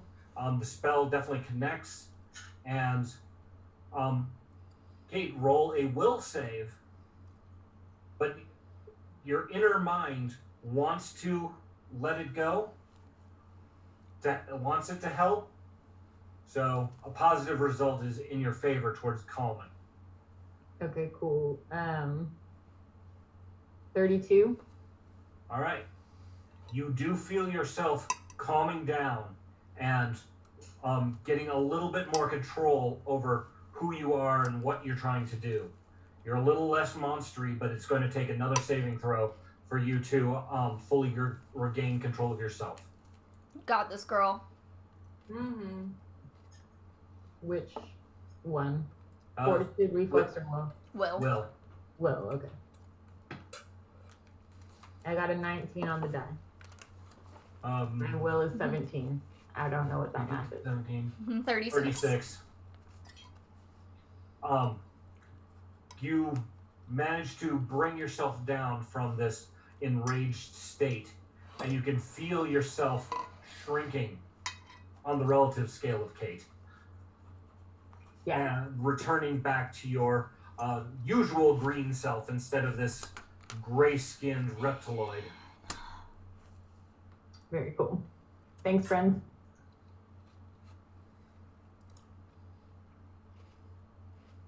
Excellent. I thought we had him. Mm-hmm. Decrease size and remove curse. It's okay, maybe next time. They're gonna get there before we do, so hopefully fucking Akar's brother's army is fucking I'm like, I don't know. If fucking prepared, Send a little cause SMS to the group being like, by the way, shit just got even fuckier. Just to let you know. they're on the way. Good luck, guys. Have fun. We'll see you when we see you. God fuck you. So regrouping after they have escaped. Is there anything specific you want to do besides come back together? Again, mostly if Akar has that telephone spell that we have to contact the Cobalt, but to contact his brother, he should do that. Okay.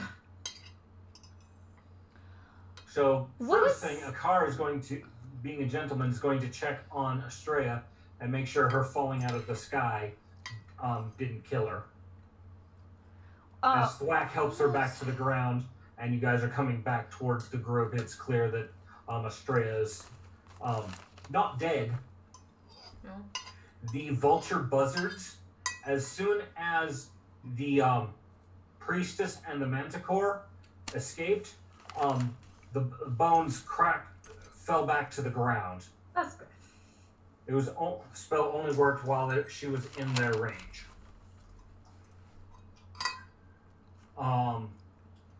They'll cast heal at first level on Estrella anyway. I'll help a little bit. Thanks, friend. I don't have many spell slots, but I'll help a little. I have a few as well. I can probably cast it on myself too. Well, at least got 6 from Seffi. Thank you.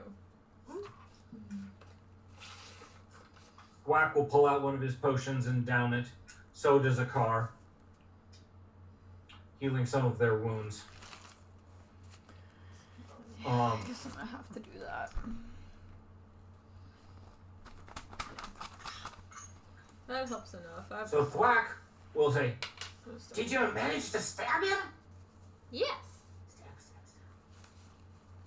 I did stab, but unfortunately, he is not. He's, as you can all see, he's gone. Sorry, guys. I tried. Do you still have the dagger? No. Sorry. Oh. No, but you have the crystal, which has a portion of his soul in it. I do. I got a little bit of it. So Akar looking at that, it looks like maybe the gem is, say, a third filled with this swirling black oozy essence. And Akar looks at it in surprise, and there's you can see just a little light of hope coming across Akar's face. I am not an expert on these types of rituals, but my assumption is that without all of his essence, that Akar will not be able to raise his body. And you have trapped part of him separate. Okay. You have accomplished something no one else has thought to try. I did? Splitting him apart into different bits and pieces. Well, neat. This may well work in our favor. Not as good as if we'd managed to completely destroy him, if we even could, but it will at least prevent the ritual from going through him and stop him from resurrecting his body. Right. Maybe we do it Horcrux style and fill several other jewels and then stick them all over everywhere. Exactly. Put one in the bottom of the ocean. Fuck it, why not? One over here. All right.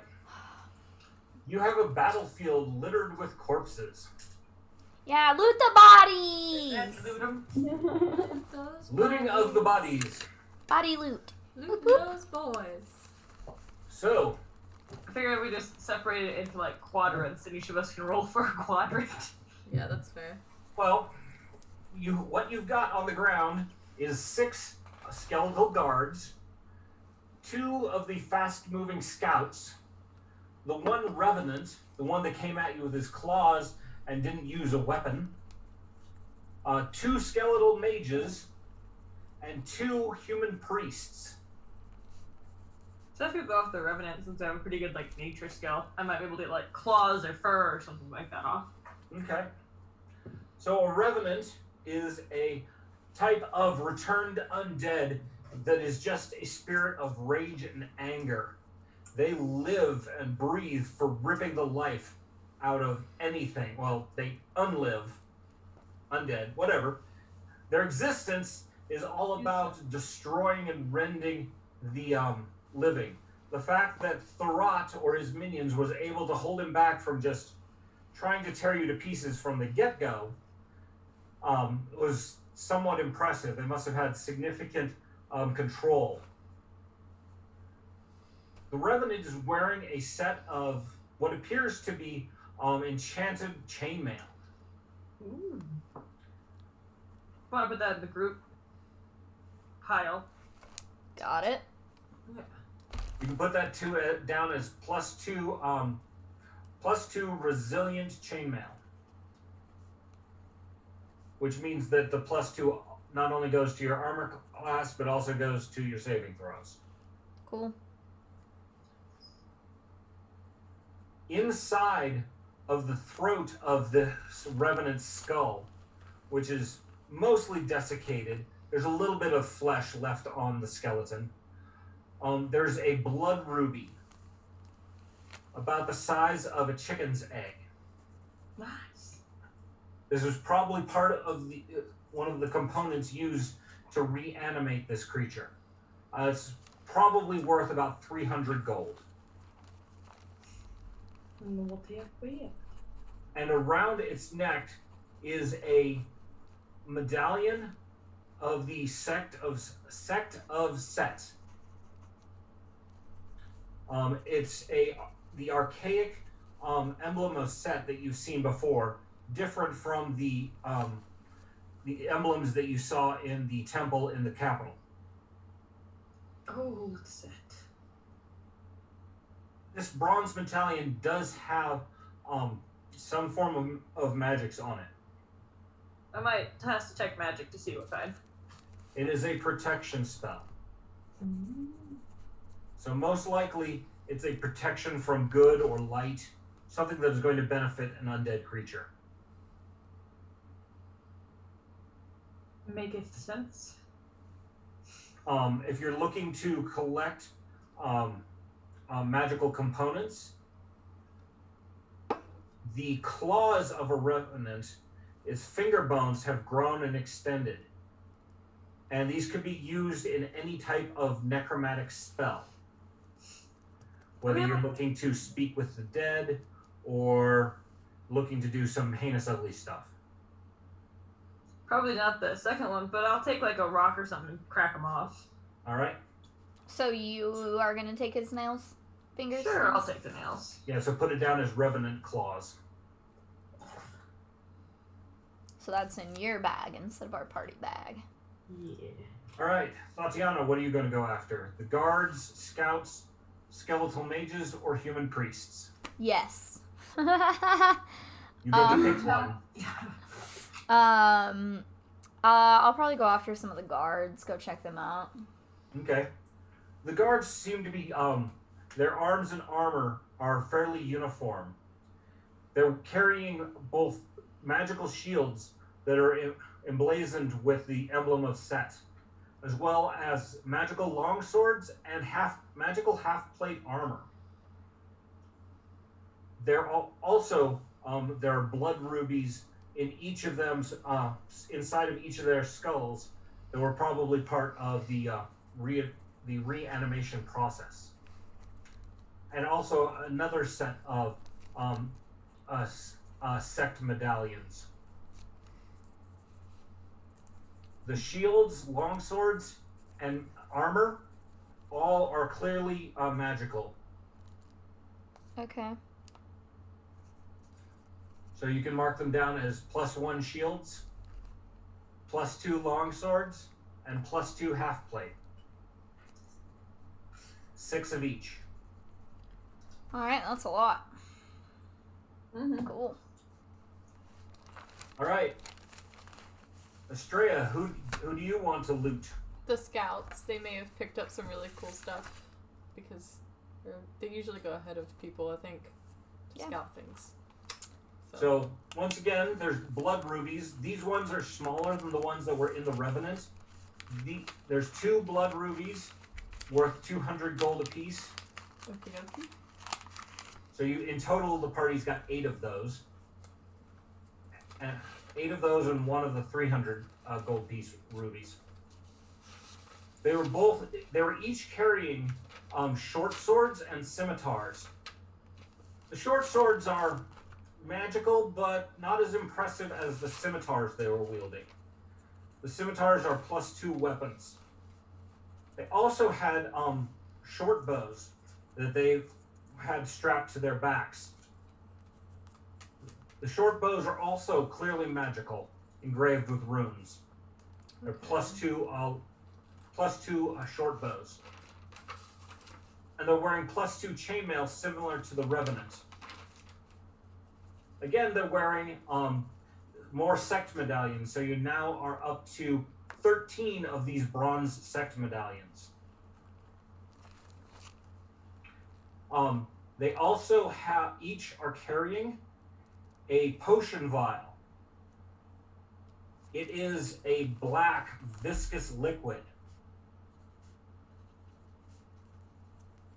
And there is a etching of a skull on each of the vials. You said it was what? Black? Black and viscous. Can What's we roll that? something to figure out what it is? Yeah. Arcana. Arcana? Cool. Arcana, occultism, or religion.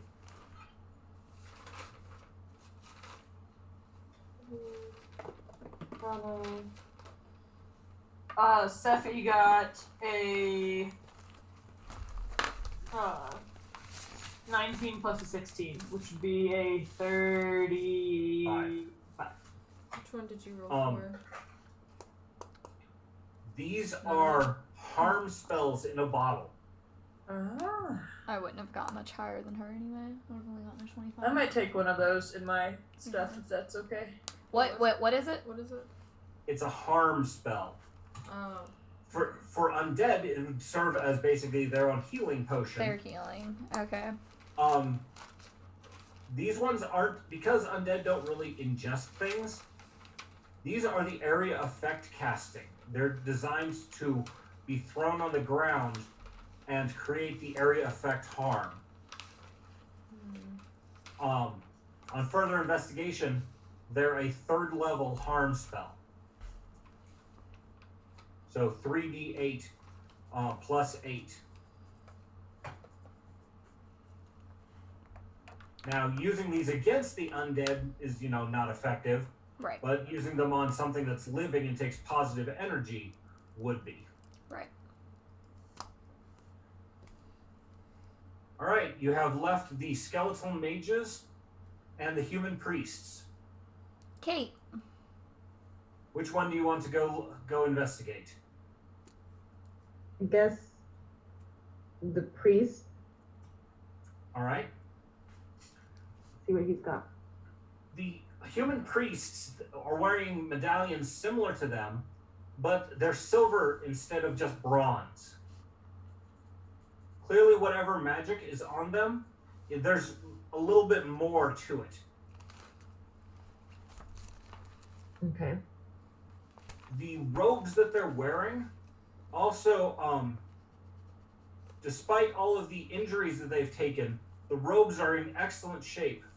They're very likely magically enchanted for protection. Okay. So these are robes of protection +2, resilient. So if you aren't wearing anything on your body that gives you armor, these would basically take that slot and give you an extra 2 points of armor. Obviously, my clothes don't fit that well.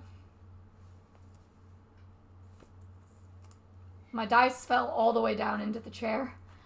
No. Well, it's kind of like a microwave. You put them in your bra for luck, and when it's done, it falls out. Oh, so it's done. All right, cool. Yay. I'll put it back where it belongs. It is nice and toasty. Each one of the human priests was carrying a scroll. You could see remnants of scrolls that have burned away that they must have used to summon up the demons that you fought. There is one more scroll of summon demon, as well as a scroll of banish. If they'd had the option or time, they might have tried to use that scroll of banish on Tatiana's fire drake to get him to go back from whence he came. They weren't good enough, so there you go. Can't sit with us. They were a little too flammable for their own Not good. even in the same room. Exactly. But you now also have a scroll of summon demon. So you can One of banish, one of summon Oh, you demon. don't like it. Yeah, Perfect. it wasn't my favorite. And then Okay. Thwack will It looks check cool. out the skeletal mages. They He's also, not cherry. the two mages are both I wearing probably like the that. bronze sect medallions. They're each carrying a black staff, clearly necromantic magic that contain multiple spells in them. They also have robes of protection +2.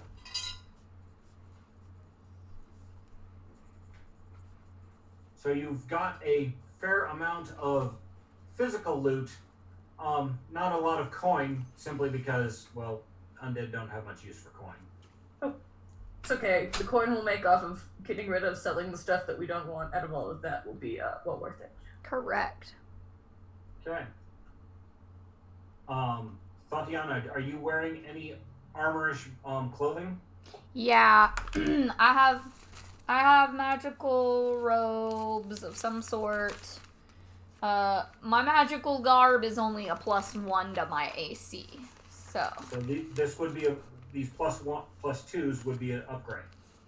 Correct, it would be. So it is something that I will most likely take.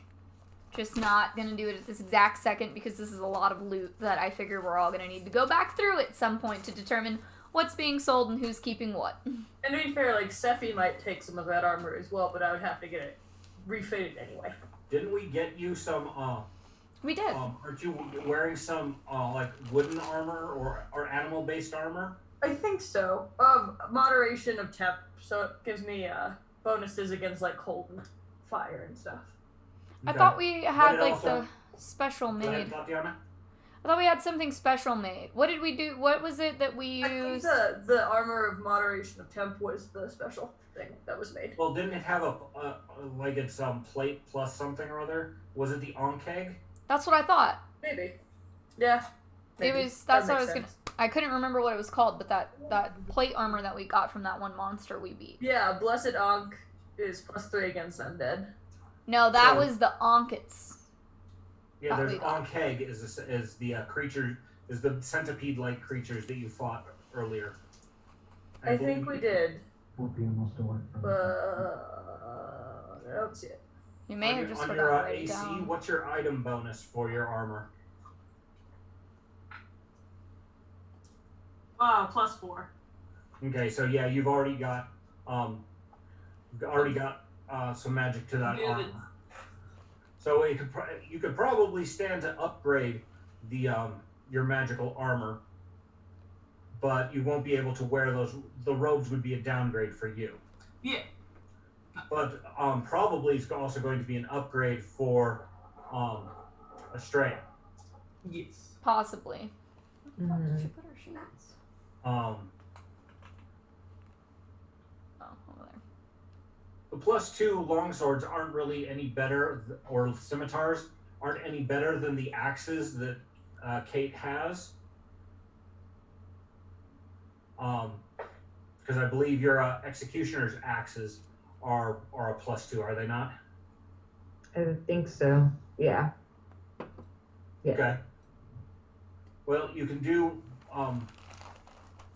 If you're going to go back to civilization, you could trade these things in and as value towards upgrading other magical items. Yeah.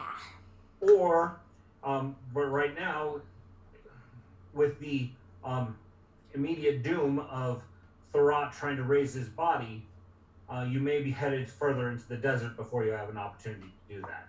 Yep. So Okay. we're gonna stuff it in the bag. All right. Yep. The bag is so full, it's busting at the seams. Really though, For real. that bag has a lot in it. That's a lot of shit. It's a really good thing that Vesta also has a bag that she can carry stuff. Oh, good. We need it for sure. Yeah, good girl, Vesta. She just Right. gave me this pissy ass look. You have managed to defeat all of his minions, raided them for all of their loot, but yet he's gotten away. He was very much weakened by the damage that you did to him. Though if you had, it comes to your mind that if you can't destroy him, if you'd reduced him to 0 hit points, what would have actually happened? He probably would have just went limp. But he's incorporeal, so He would have misappeared. probably missed it away. Misappeared. Uh-huh. Well, it's probably not a good thing that you didn't get him down to 0. Yeah, I was trying really hard not to. I was like, we're gonna push it, but we're not gonna get down there. Right. We need to his little soul out. He is definitely seriously weakened, and you've extra weakened by Estrella's draining of a third of his essence. Yeah. Fuck that guy. Fuck that guy. Akar does manage to make a connection and speak with the Pharaoh, telling him what has happened and that he has been that he is once again fighting on the side of righteousness. And though Thorat did get the dagger, he needs the high priest to investigate what having part of his essence trapped in the stone, how that would impact him. Is he going to be able to resurrect his body this way? Or what's going to happen? Is it going to be a failed ritual? He doesn't know, not his area of expertise. The Pharaoh does let him know that his royal army is marching north towards the temple where Thorat is, and expects to arrive there within the week. A week. Mm-hmm. How weak. You guys are probably only 4 days away from the temple, How are they still a week away? because an army takes time to get moving. Fuck. So it took them a couple of days while you were traveling for them to get their stuff together.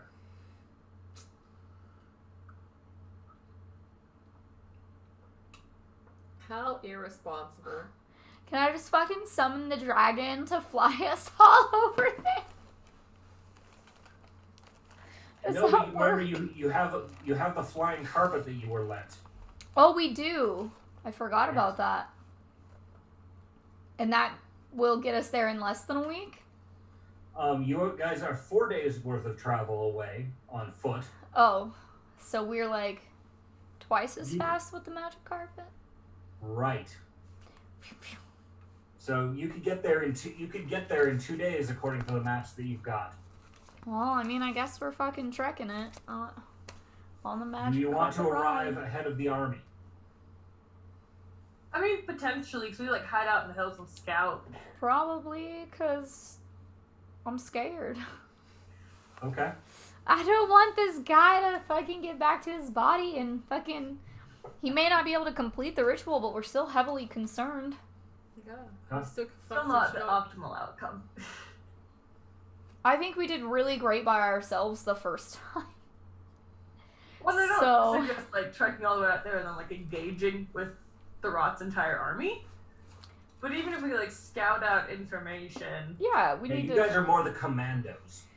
And we need Yeah. to figure out what the fuck's actually... What are we about to get into? So, like, if nobody's, if we see something that we may not be prepared for, we can be prepared for it, because now we know that it's there. Yeah. Okay. I mean, I still have the summoning cat spell, and the cats can go ahead of us. And That could be figure a it out. problem. Oh. When you bring that up, a car comments, cats are the guardians of the dead. Most undead fear cats. and- Oh. They would basically, either they, depending upon how strong the undead is, they're going to run away from it or try to fight it. So, cats in the temple would... It would be chaos. No. Sneaky. I no think just sneaky- giggles. But he says that could be an incredible distraction technique if we need it at some point. Yeah. That could be cool. I do believe that we all should take a long rest at some point, because otherwise my spell slots are shit. No, I agree. For You the guys same guys just fought the big baddie. They should be shit. Yeah. Oh. I mean, they're only Well, about at least halfway. One of everything, but And most of your top level spells. yeah. Yeah, I have 2, 6, 1, 5, 2, 4, 3, 3, 2, 2, and then I haven't used any first level spells. I had 2 slots left of 1 and 2, and everything else is just 1 slot. Just in case. Some of my spells are like 3 actions, so I don't really use as many because I'm like only getting to use like 1 spell per turn. But yeah, alright, so I guess we're getting on the magic carpet and we're heading that way and we're taking a nap and we're regaining all of our HP and our spell slots and everything else and getting prepared to do the Alright. sneaky sneaks to figure out what the fuck is going on and be prepared for whatever is happening at the temple. Okay. So in 2 days, you come within about 5 miles of the temple. A car directs the magic carpet down into a ravine that you'll be able to climb up the ridge and get a decent vantage point of the temple. Genius. He's definitely being careful to avoid any patrols or any watchers that, might spot you.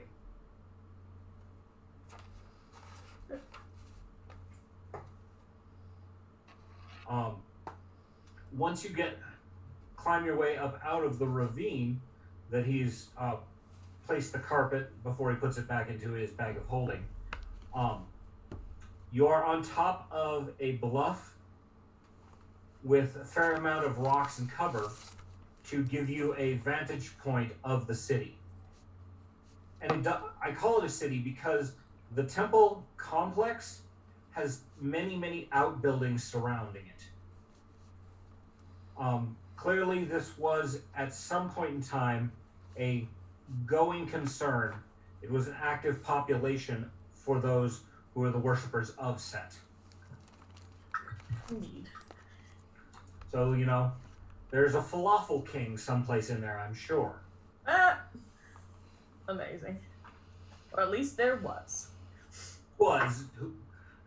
From what you've seen, there are still some human followers that are still going to need to be eating. How they're not getting Falafel. munched on by the I like that undead word. is a question. Falafel. A very going concern question. If I were a human in that settlement, Mm-hmm. I would find that very spoopy. Along that train of thought, you have an opportunity to look at the magic items that the humans were carrying. Ah. The last one killed me. You good for now? Yeah. Okay. Just check before I turn the camera back on. The Oh, it's good. It's silver sect medallions Yeah. that they're carrying Yeah, that's where. have more than just the protection from good spell on it. They also have a spell called Mimic Undead. Mm.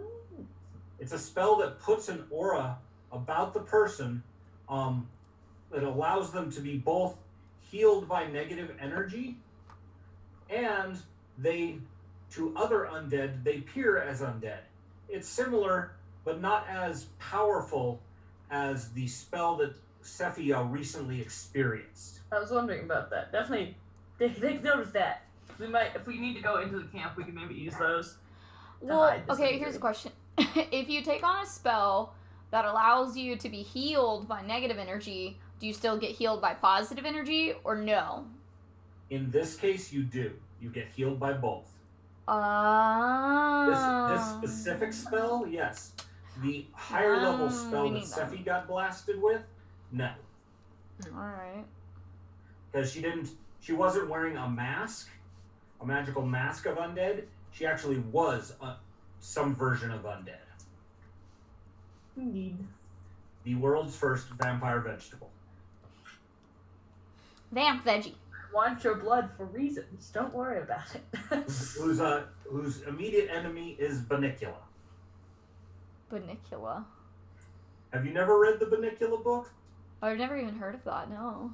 Banicula is a children's book about a vampire rabbit who's sucking all the juices out of the neighborhood vegetables. You know, I feel like I've read that, or at least heard of it. That's amazing. No. They even made a children's TV special for it way back when. Get out! Pretty nice. That's cute. I dig that. I keep thinking of, like, when Sephi was under that, I was, like, picturing her as this cute little turnip that had, like, little vampire fangs. Basically. Can't get blood from a turnip. Could certainly make it a horrifying ejaculation. Okay. So, roll perception checks. Bing, bang, walla, ding, ding. Sephi got a 32. Yeah, because it fucking yeah, give me a 20 now. Because, wait, why did I use that die? I gotta put it back in my tit now. Make sure it stays good for next game. My perception would be a 38, being that I got a natural 20. Okay. You can see. I don't think anybody can get higher than that. So, given your personal focus, you notice that there is clearly separated barracks for each of the specialties. Okay. There is a what looks like a large building with a courtyard, and there are clear evidence of magical training in that area. Blast circles and magical rings of protection for practicing spells. This is most likely where their mages and skeletal mages are residing. From what you see over the span of an hour that you watching, there's probably at least 40 mages of different caliber. Oh. All right, what did you get, Cheeky? I got a 32. Okay. Looking around the grounds, the first thing you notice is all the plant life is desiccated. Some of it's still alive, but it's not looking too good. Can I try to communicate with the plants in any way to see what's ailing them? You're too far away to make the connection, and there's no grassroots network to get there. Rats. Have you seen the tutorial on how to spin pencils, writing utensils? So you notice that about the complex. You also notice that there are some servants It's like you're doing it right. appearing This way. human or other Flip it this way. demi-human See, races then I run who are out of attempting space. to tend a small So there's garden, gotta be a way to, like, probably to flip it closer. get fresh fruits and vegetables Okay. for the few human that are here. Gotta be You able to living flip on in the middle. More than likely, they're shipping in whatever they need. It's not enough for Freaking Kaya was like, to even feed a dozen people.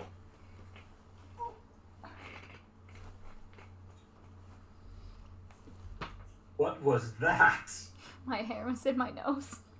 I didn't like it very much. Right, Estrella, what's your perception check? 33. You've got your focus is fairly much on the temple itself. Okay. There are both undead and humans in garbs of the sect of Set that you see moving around, coming and going. Mostly lower level acolytes. You assume that all of the priests and so forth are inside. In one of the courtyards of the temple, you do see the manticore being tended. Its wounds being patched and bandaged. It's had a couple of days to recover, and it's doing better, but some of the injuries that you guys gave it are taking a little longer. Okay. Have we had a long rest at this point? Yes, you have. Yes. Okay. It was a 2-day trip, so you would have had 2 nights to do it, and I'm assuming that you would burn majority of your healing spells, so everybody should be at full hit points as well. Yeah, boy. Nice. Kate got a 24 for her perception. She's not Okay. Not very perceptive. It's in the far, far distance. You can see the river. Most likely the river that you've traveled, and there are at least one set of wagons traversing back and forth. So with your knowledge of cargo, what supplies the humans need seem to be being brought in from the river. Okay. Also, assessing the garrison buildings, it looks like majority of their fighters are undead. They do have a collection of different types. A lot of the guards that you've just fought, a few giant skeletons, scouts, and which leads you to looking around and noticing that there are patrols moving around the city to ensure that there are nobody sneaking up on them. You guys are far enough away that you can't get a true, very distinct look at them, but they're clearly moving in groups.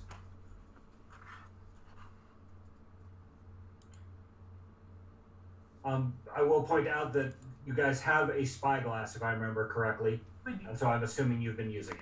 Yeah. Yeah. There Just are taking skeletal turns. cavalry. There are some skeletal monsters that have been constructed.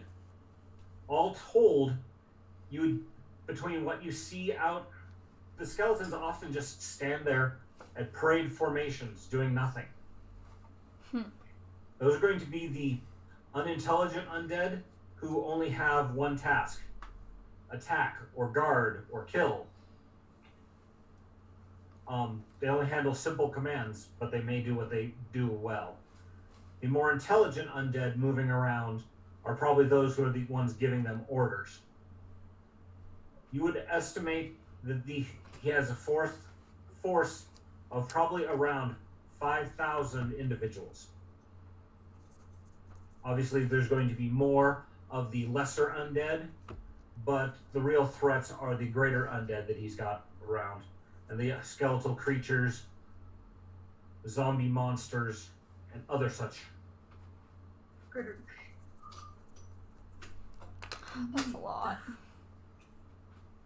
I don't know that, like, the fucking 6 of us could handle it. No, I wait till the other gets here. Taking on the whole army is quite probably insurmountable unless you have a nuclear weapon. How high of a level of fireball could you cast? We're looking at somewhere level 25 mage to just flatten this thing. Like, the highest level of anything I can cast right now is level 6. Right. Oh, So- well, I guess we also should estimate our XP before our next battle, so that in case we may or may not have leveled up. Yes. I don't think we did, but I don't know, we did have a really hefty battle. Didn't I text you with the text the group with the XP? I feel like I you did, but I don't have a can't chance to write it down. remember. Somebody's gonna write it down and then I can share it with the class. And I will scroll back through my history.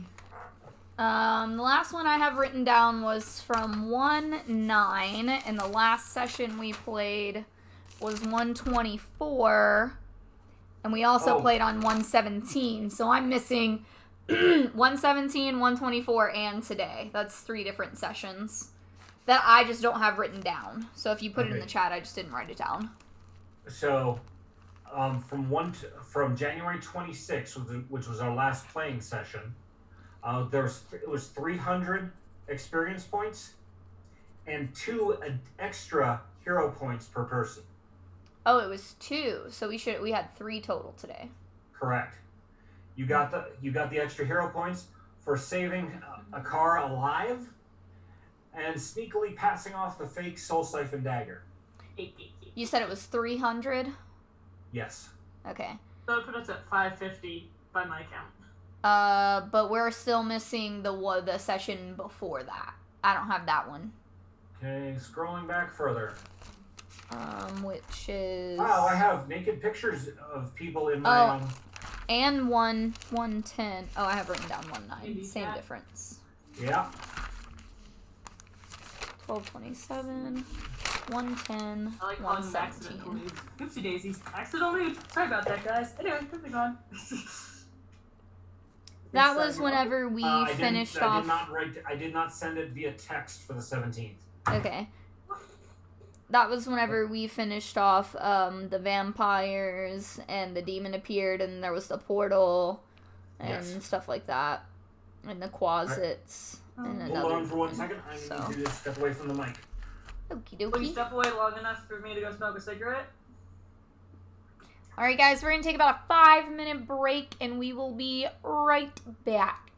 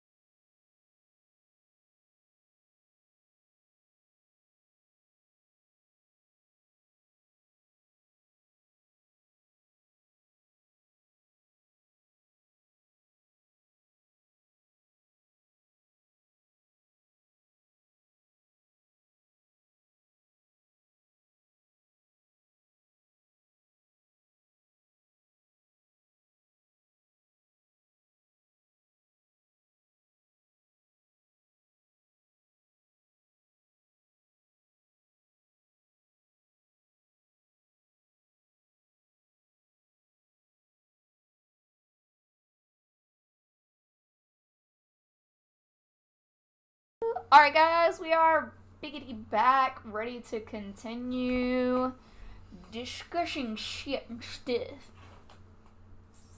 Meh. Alright. Yeah. Okay, is there any specifics about you guys want to see if you can spot from your vantage point?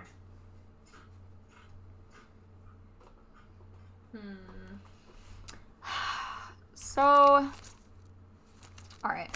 So I was thinking about this and I was like, I guess kind of more or less, how many creatures did you say you had? Like 500, 5,000? About 5,000. 5,000, yeah, that's what I thought. Another extra fucking 0. Fuck me.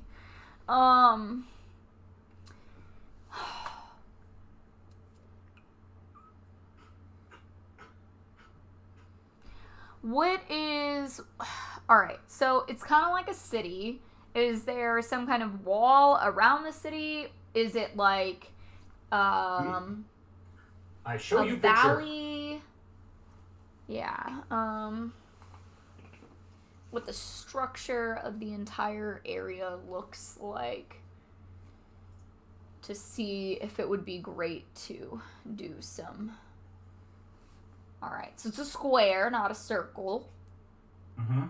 Okay, and is it in a valley, or is it more of a plateau, or just even? I mean, obviously it looks like there's stairs leading up into it, but... Right. It is in a flat plain of the desert. There are some dunes around the city. Okay. A couple, there's to the, you guys are to the rivers to the west, the city, and then so you're to the east of the city. To the south, there are some larger rock outcroppings. Okay. So we are east, river is west, and there's to the south...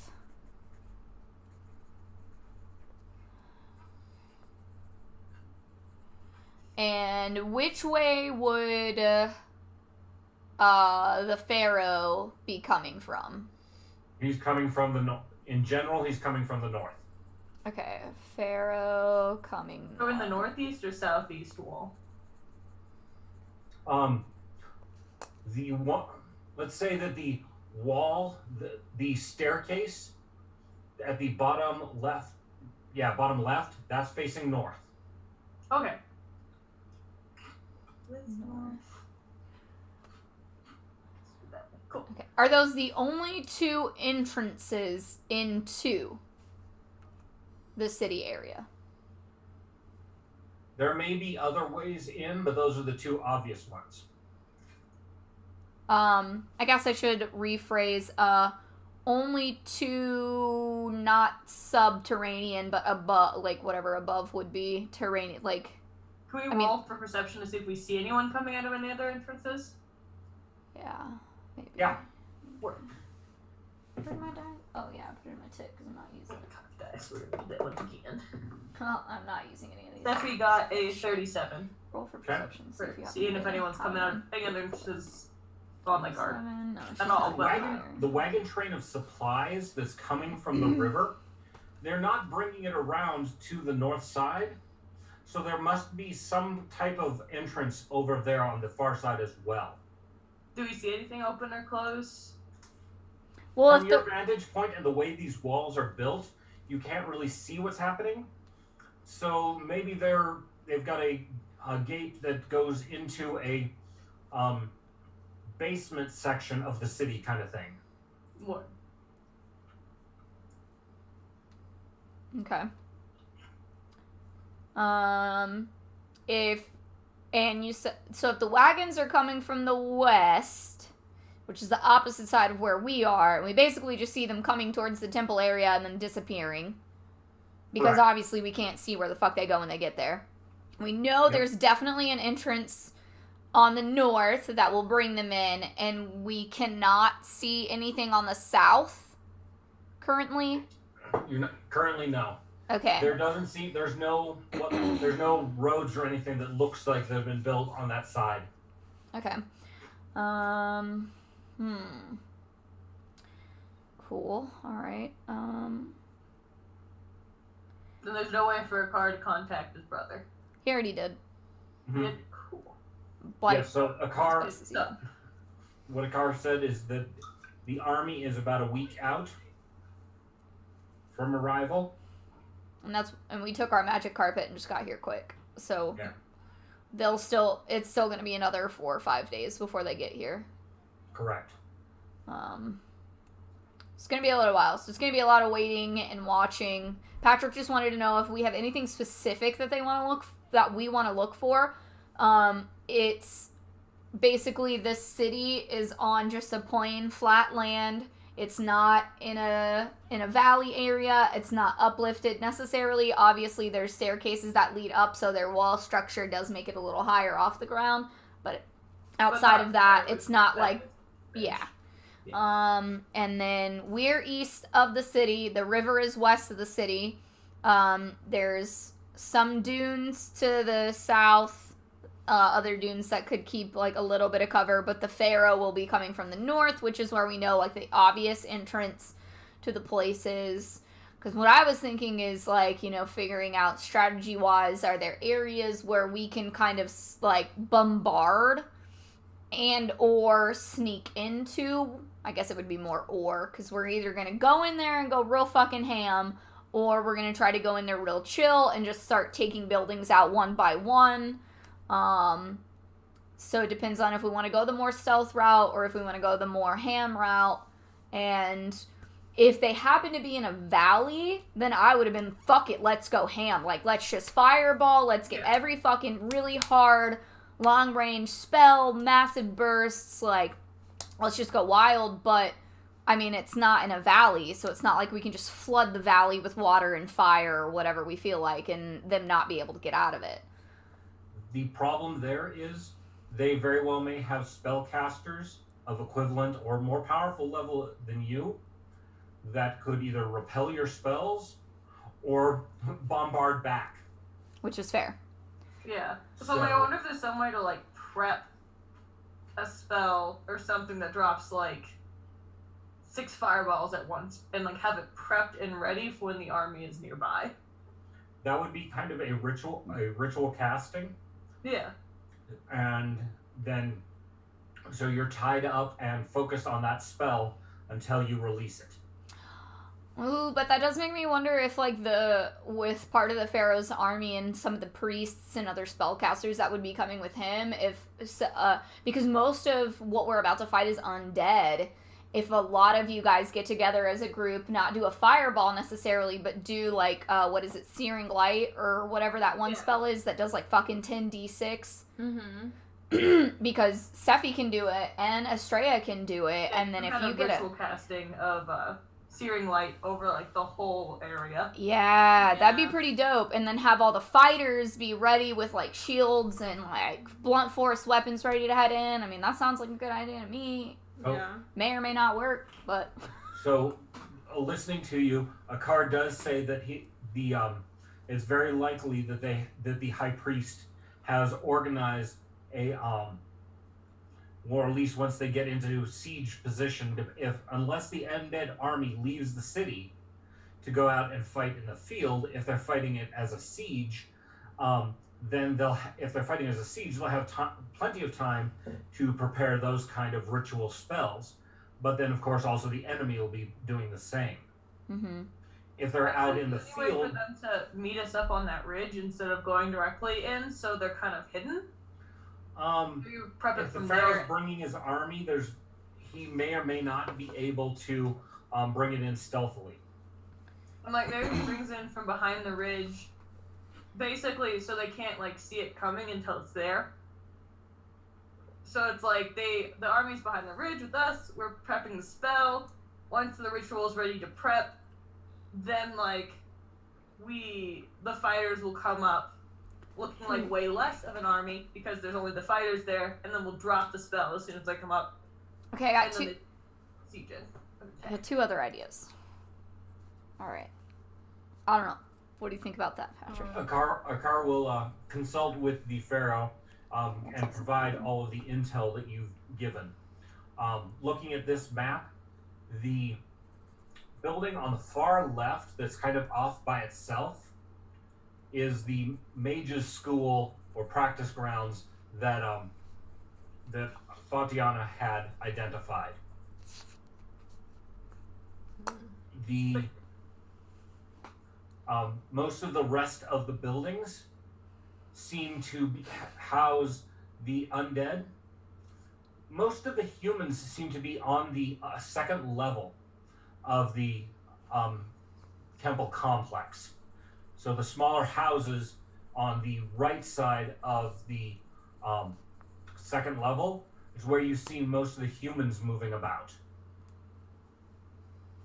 And then I thought what the plan is just have them, instead of coming from due north, essentially go around like northeast, meet us behind the ridge so it's not like quite as obvious, and hopefully they won't be spotted, and then prep that spell, and then once it's ready, have a significantly reduced army go in, drop that spell, so they're just like, they think there's less people than there is, drop that spell, kill as many of their undead as possible with Searing Light, with a ritual Searing Light across basically the whole vicinity, and then have the fighters go in, and then have the spellcasters stand at the top of the ridge to do damage to anyone they can see from there, but have largely the melee fighters go up and essentially do some like video game style smash and crash up the temple.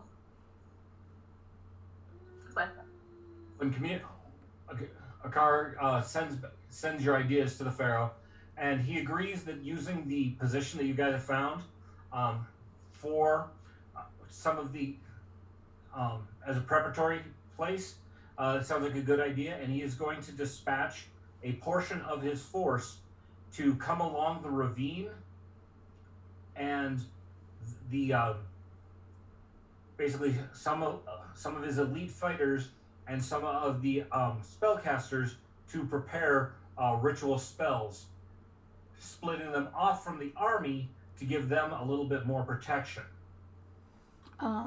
before the fight starts. But his force is simply too large to mask it completely. I still think that'd be a good idea. Alright. We know they're coming. They know we're coming. We can have everything prepared by the time we get here. I mean, they know we're coming regardless. Like, they know some shit's gonna go down. Okay, so what about that? What the fuck was that thing? I want to say it started with a K. The guy that masked his things to make them look like undead, and the horses that rode in, and we have the thing that we can call him. The kobolds. Cobalt. There we go. So what about him? Can him and his... Where are they at? What are they doing? Can we call them? Can we ask for their help? Can we... What can we do with the kobold? I forgot his name. I know he has a cool hat with a feather. His name starts with a J. I'll have to find my notes on him. Yeah, I don't remember. It's in there somewhere. Well, that guy. So I'm contacting him. Basically, you're telling him what the situation is and asking for help. Yeah. So In exchange you've got for an something. entire army of the undead in front of you, and the king's army is marching on them. And what do you want me to do? And what the hell would be in it for us? You know, because the king is, like, super rad, he's totally gonna give you some shit for helping out, for sure. And I know you want money and other really cool things. And, you know, we might be able to offer a little bit of that. Plus, I'm pretty sure we've already offered you, like, some safe haven and some fun on our private island. So, of course, that offer will be extended, and we will even give you your private own little condo right on the water. I don't know. Front condo. Well, I'm just fucking making shit up. Do you have caves? Yes. So many. Now that the Earth Elemental. And we can make more. So many. The Earth Elemental was gonna make a volcano and Yeah. crystals and yeah. It's a great island. Alright. You can live there. Maybe. I'm going to want the deed to a chunk of land involving caves on your island. How big of a chunk? I want the right to defend those caves from anyone who tries to come after our horde. Obviously, I'm not going to put all of our horde in one spot, but Okay. you know, this is definitely a nice, you know, resort location. It sounds like. Yes, under the condition that you do not harm or steal from anyone on the island or anyone who comes to visit the island, because this is a safe haven for good people and bad people. Petty larceny. I want an exception for petty larceny. Well, I don't know what is that. Basically, pickpocketing and so forth. They're asking to not have a rule in there. You know, they can get engaged in small crime, just no big stuff. No full-on piracy, but pickpocketing is okay. If you can manipulate an idiot into his pocket, good for you. Yeah. Okay. So, We're not gonna make trouble for you for petty larceny if you don't make it trouble for us for petty larceny. right, just make it small, inconspicuous.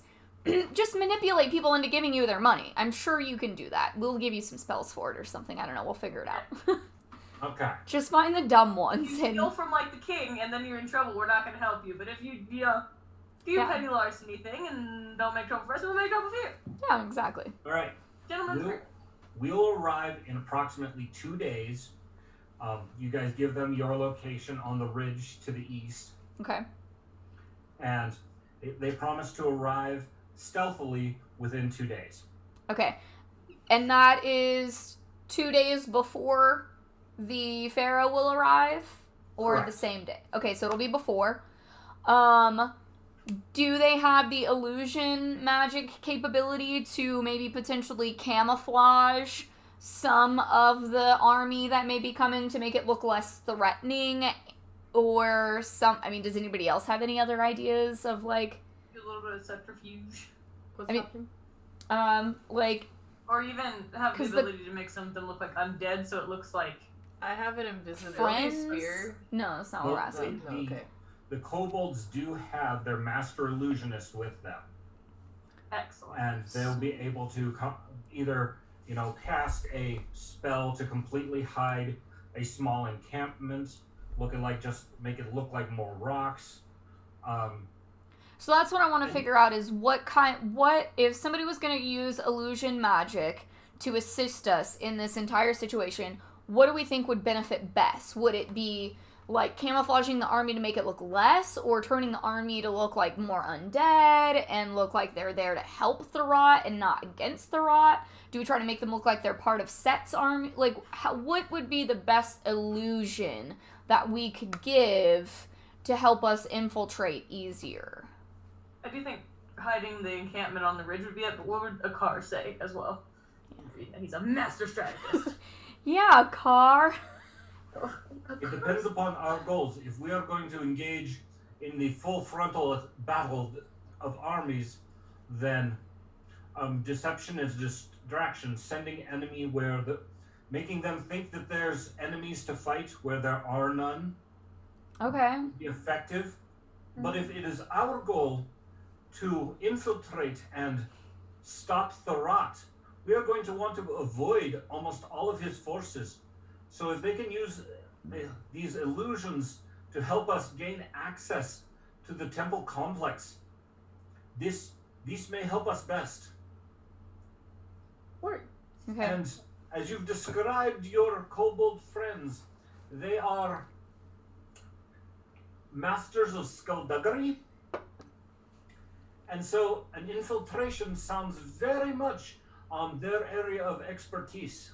Almost definitely. The infiltration team. Yeah, they're real good at that. Extremely their level of expertise.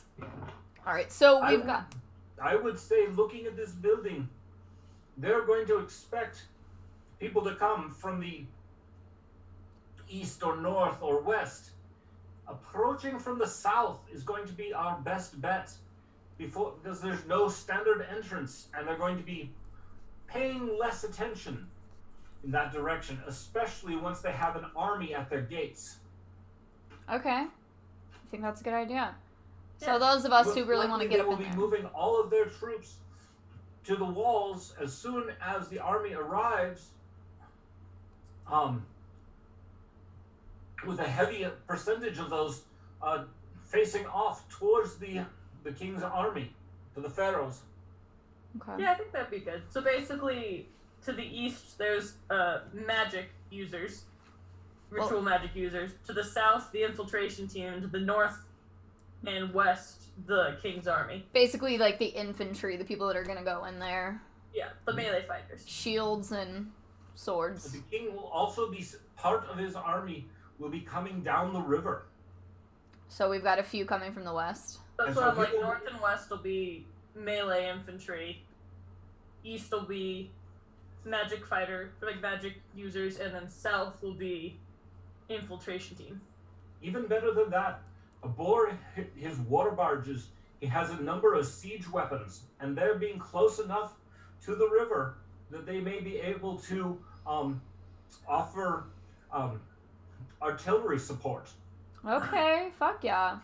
Because that'll get most of most of Croc tank. most of Thrott's armies to the main gates, essentially. Yeah. While other attacks are coming from the other sides. The infiltration team definitely needs to be high in stealth.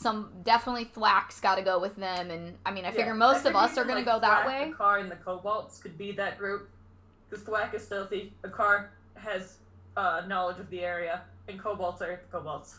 Yeah, I feel like I'm literally stealing a bunch of stuff out of Royal Vault. So I would not split this group up. I would have us all go with the kobolds, because to infiltrate. once we have infiltrated, then we're going to have to deal with whatever forces Thorot surrounds himself with Mm-hmm. as he attempts to regain his former living status. Yeah. definitely, I do vote though. We bury this third gem somewhere in the sand and don't take it with us, just in case. This one third gem, and I take do- a different gem, so that even if we fail, he won't get his gem back. Well, I One- guess we should one fear I determine. have is that once Thorot figures out that this is his rituals being impeded, he's going to look for this lost essence, and I fear there may be some connection between him and it, and he may be able to be drawn to it, similar to the way he was drawn to his body once the crypt was opened. I still vote we don't take it with us into the temple, because might as well give him a little bit of extra space. Like even if he gets drawn Well, to it, So wait, Stay- here's He hasn't gotten there now, so I'm like, if we take it to the temple, we're basically just like hand delivering it. but here's what we need to determine. Okay, we put part of his soul into the gemstone. Okay? So what happens if the gemstone breaks? Does he get his soul back? Does it disappear forever? What happens? Based on what we believe happened to free him this time, I believe if it's broken, he will regain those parts of his soul. So somebody needs to fucking protect it. Because if we bury it somewhere, all it takes is for one person to find it and break it, and boom, he's got it back. That's too easy. But I don't vote we take it to the temple. Whether we like cover it in protective runes, or put some kind of protective, like a protective box or something. I don't think we should take it with us to the temple. So whatever we need to do to protect it, and if Cara has any thoughts, feel free to share. But I don't think we should take it into the temple again because we took the Soul Siphon dagger with us, which we needed to do. That wasn't a mistake, but now he has it. So. But if he's going to be attracted to it, even if we protect but it, even he's if going it's to like move a towards it. He's Well, going to find it. subterfuge or something is put on it. The crypt that held his body, so long as the seals were in place, he was not able to find it or penetrate it. If we were able to somehow reproduce something like that, the high priest, he was speaking, when you talked about creating a new sarcophagus for Thorot's body, he said that he was going to build in those types of seals again. And I'm sure the army is bringing the new sarcophagus with. So that could be used to hide the soul gem. Let's Okay. do that. Yeah. Let's do that. Let me speak with my cousin the Pharaoh once more. He makes contact again and confirms that yes, they are bringing the sarcophagus. And because of the nature of the soul gems, they are bringing more of them. They've only managed to acquire 2 more, but That's enough. it is something that they've been able to prepare. Okay. Perfect. Another thought I had, what if some of us, a few of us, whatever, whether it be when the kobolds get here, because they are good at their conspicuous things along with Black, somehow kind of, like, goes over to the riverside and basically fucks with the supply that's coming in for the humans and, like, deplete what they're getting. We steal it, we burn it, we prevent it from getting, like, whatever we can do to, like, somehow look like there's just shit's not making it when it's supposed to. Okay? I mean, I was just think we'll have enough days to put that plan into place since it's less than a week. We have literally 48 hours before the kobolds even get here. We're not doing shit but sitting We just don't and want to thinking. like cue them to, like off that we are. Like, So- we don't want them to be like, oh, they're probably doing their attack within the next several days because our stuff is. So going we'll fast forward to when the kobolds arrive. Alright. They are able to arrive ahead of time of the advanced deployment team that the Pharaoh has put together for the mages. The kobolds let you know that they saw a detachment of the Pharaoh's army moving towards the east away from the main column so that they can circle around and join you. They're moving much faster than the army as a whole. Okay. So they estimate that probably that detachment will arrive tomorrow. Okay. Jareth, the head of the kobolds, walks up to you with a sweeping bow with his hat. And we're looking forward to whatever mischief you have come up with, milady. I will have to remind you, a toe-to-toe fight is not our specialty. And that is not what you're going to have to do. Now, you mentioned something about shipments coming in from the west. I have deployed some of my scouts off to that direction to see exactly what they've got going on. Kick ass. And they're doing a little bit more close reconnaissance. So we will have as best information as we can give you here in a few hours. Excellent. For a kobold, he speaks in a very posh accent. Beautifully after all. We'll fill him into on our little 4-directional plan in where he lies in it. So, we approach from the south. If we can get over that wall and building hop, that might work to get us up there to the second and maybe even to the 3rd tier. But we're definitely going to need some form of distraction to pull some of their forces away and have people, not looking at us. Like cats? And we'd also employ the cats. I'm like, there'll be an army on the 2 other directions, but also we can employ some cats. Cats? What are cats going to do in this situation? Cats? They make undead scaredy cats. I'll let a car explain that bit with relish. So Akar explains the sacred position of cats in the Osiren world, and the fact that the undead are driven away by them, or at least the lesser ones, but, mass havoc, because cats. With cats. Because So I'm like, we unleash whatever the maximum amount of cats is that Estrella can conjure at one time, and I'm sure she can spend a day to, like, talk to her gods and goddesses and acquire like, so we some looking for, extra like, triple level digits fucking here? cat spell. Yeah. And I still have, like, the statue, and I can maybe try to do that. We do have a a special cushion that you can sit on and meditate on that also helps in assisting with Okay. things. The spell preparations and meditation. Cats, cats, cats, cats, cats, cats, cats, cats. You remember that storm cloud that we were marching under before? Yes. So, my cousin here is particularly a weather mage.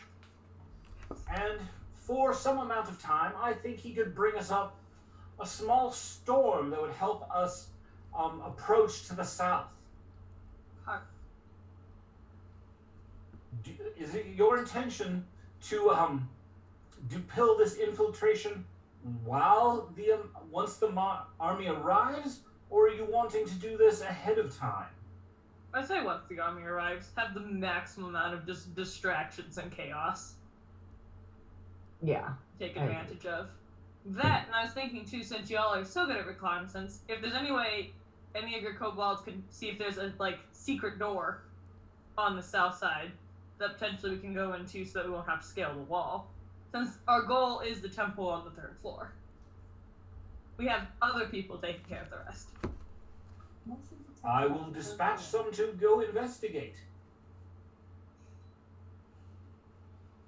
So at this point, plans being mostly made, and waiting for intel to come back from the kobolds, it's 2 to 3 hours before you have good answers to any of the questions you've tasked them with. The first group to return are the ones that were sent to scout around the walls and see if they can find any additional entry points. Let's see. They do actually find a hidden entrance on the south wall, but it is magically sealed. So that they were unable to find any way to penetrate through that entrance. Most likely, you either have to have some kind of special key, or maybe it only opens from the inside. Not entirely sure. What if we do a dispel magic? They did send one of their mages with them, and it was very high level protective magic sealing the thing closed. Darn. Probably something created by Thorat themselves, or one of the higher priests that he has under him. We might just have to sneak over the wall, but that's not the end of the wall, especially if we're doing it at the same time as the army's attacking and the mage is attacking and the cat's attacking, and they won't know what to do with themselves. I just got home, and as I'm walking through the front door, all I hear is something, something, something penetrate, and I just kind of go, Excellent. I have a dirty mind. Oh no, he said penetrate, and I want to be like, ha ha ha, you said penetrate. Yes. So, one of their plans is to summon up as many cats as they can into the city of the undead. Well, you've summoned up one. Thistle's sitting right behind the camera. Yo, that's good. That's good luck right there. That's So, good omens. this is where the army is preparing to. Oh my! Yeah. I thought you were in Egypt. That looks. It looks very Aztecan, but you know, Yeah, it was the best. It was the best representation I could come up with. it's fantasy Egypt. It's okay. Oh, Yep. Gaia. It's not real Egypt. It's fantasy. Alright, I will let you guys get back to your penetrating game. Back to penetrating. They're penetrating and infiltrating. Okay. Here, Thistle. All right. So they did find a secret. Oh, there we go. So cute. Oh, Tiss. So they did find an exit or entrance, but they haven't figured out how to get it open. The crew that's returning from the west side says that there is a large gate at ground level instead of a staircase going up over there that they're using to load wagons in through. Mm-hmm. So they do specify that that it is heavily guarded, What and it if? does, pardon? What if we? Do they get daily deliveries? I mean, we've obviously been here for a couple days. Have they been getting like daily, or is it? It's been a little sporadic, but they have been. It pretty much looks like every other day they've been getting a barge load of stuff being brought in. So what if we all roll up over there and fucking murder those people and pretend like we're those people and get in with the goods? Yeah. The kobold says that they're using some form of magical detection to ensure that that whoever's coming in is not basically they're not allowing spies in through that gate. Piss and shit. So far, all that they've seen go through are undead. They have not seen any humans involved. But what if we use the magic to make us look undead? Can they see through our undead magic? He's not sure.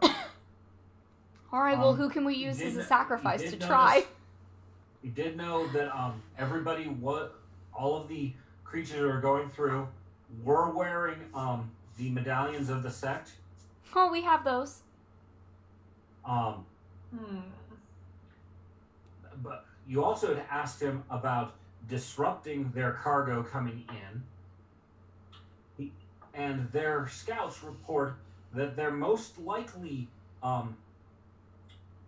way to do so would be to first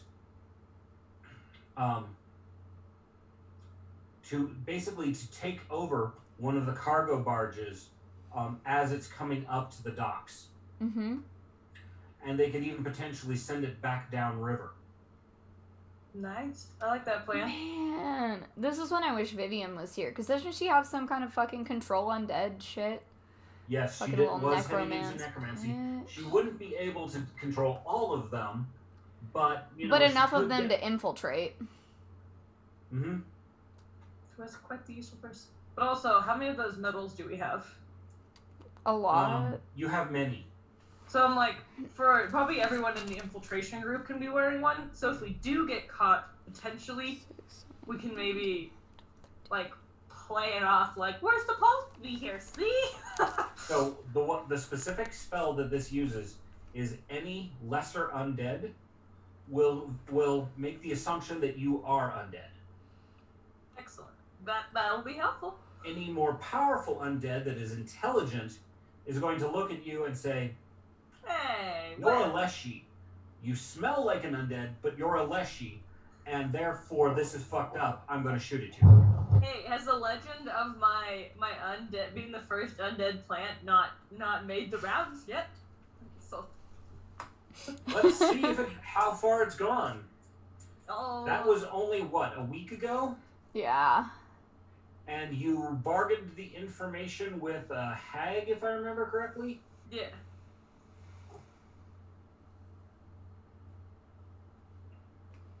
Apparently, in certain circles, there's a rumor been going around about a undead leshy, very low on the specifics. Excellent. Though you can assume that the local necromancer community is all up and interested, especially the academic types, which would probably include some people within this temple complex. They've got to have evil nerds in there. Itching. So I can wear my little necklace, and if one of them comes and be like, I don't think you are who you say you'll be like, have you not heard the legend of the vampire Neshi? Yes, but I have roll deception, see what happens. they'd probably want to take you in for study. But that's better than taking me in to instantly get murdered in the street. That's true. The kobolds say that either one, either going over the south wall or trying to infiltrate through the western gate, any of those could work. I still vote the south wall and let the armies take both gates. So Well, that the army will probably also, with their war barges coming down, they'll also be probably sending some amount of troops in from the west as well. that's my thought. Yeah, I'm like that's war fair. barges, navy, army, magic, infiltration. Basically, yeah, I think that's still probably gonna work out for the I get best. that. Okay. So, what the kobolds prepare for you is they pull out a number of large, heavy cloaks that are basically sand colored. So that you're going to be able to do a basic physical camouflage while you're also under some of their illusions and a small sandstorm that they're going to summon up. That's a real sandstorm. All right, cool. They'll summon it out further into the desert and let it blow in so that the sandstorm itself doesn't taste too much of magic. They don't want anybody to get a whiff. Be like, hey, wait a minute. Exactly. And then we'll all of us, including the kobolds, can wear our little necklaces to at least make stupid undead be less of a problem. So, 8, 9, 11. You have 13 of them. There is 6 of you, and therefore you can bring along that'd be 7 kobolds. And they'll be fighting. Maybe the rest of them can run interference. Kind of be outside the wall. So if they're like, oh my gosh, an entire Throt cloned himself 18 times and it's coming through the south entrance, you know. Be... So you've got the army for a distraction. You're planning your cats inside the walls. Where inside the walls do you going to want to release your cats? I'm thinking second level. On the second tier? Are you looking any specific part of the second tier? Wherever seems to cause Well, the most... okay, but most of the humans are on the second tier. Mostly if they're on the second tier, the cats can both easily go up and down. So the building complex to the far right of the second tier is where you've seen most of the humans. So the top, bottom, and to the left side of the second tier has still been mostly undead. But I think if they're on the second tier, then they can easily disperse both up and down. Okay. You're not wrong, but we definitely want to put them as much in the middle of the undead as possible to cause problems we can with maybe them. aim for the southeast corner of the second level, so that it's mostly the undead and it's as far away as you get from the human part, basically. Okay. What's that? Let's see. Your preparations are going well, and the next day, the fast-moving contingent of the Pharaoh's army arrives. You've got 24 elite soldiers and a dozen war mages and priests. Start getting that spells prepped.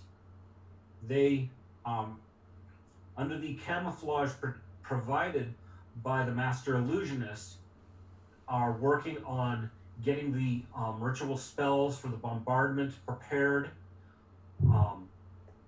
They're working on both holy magics and fire magics to help with the undead.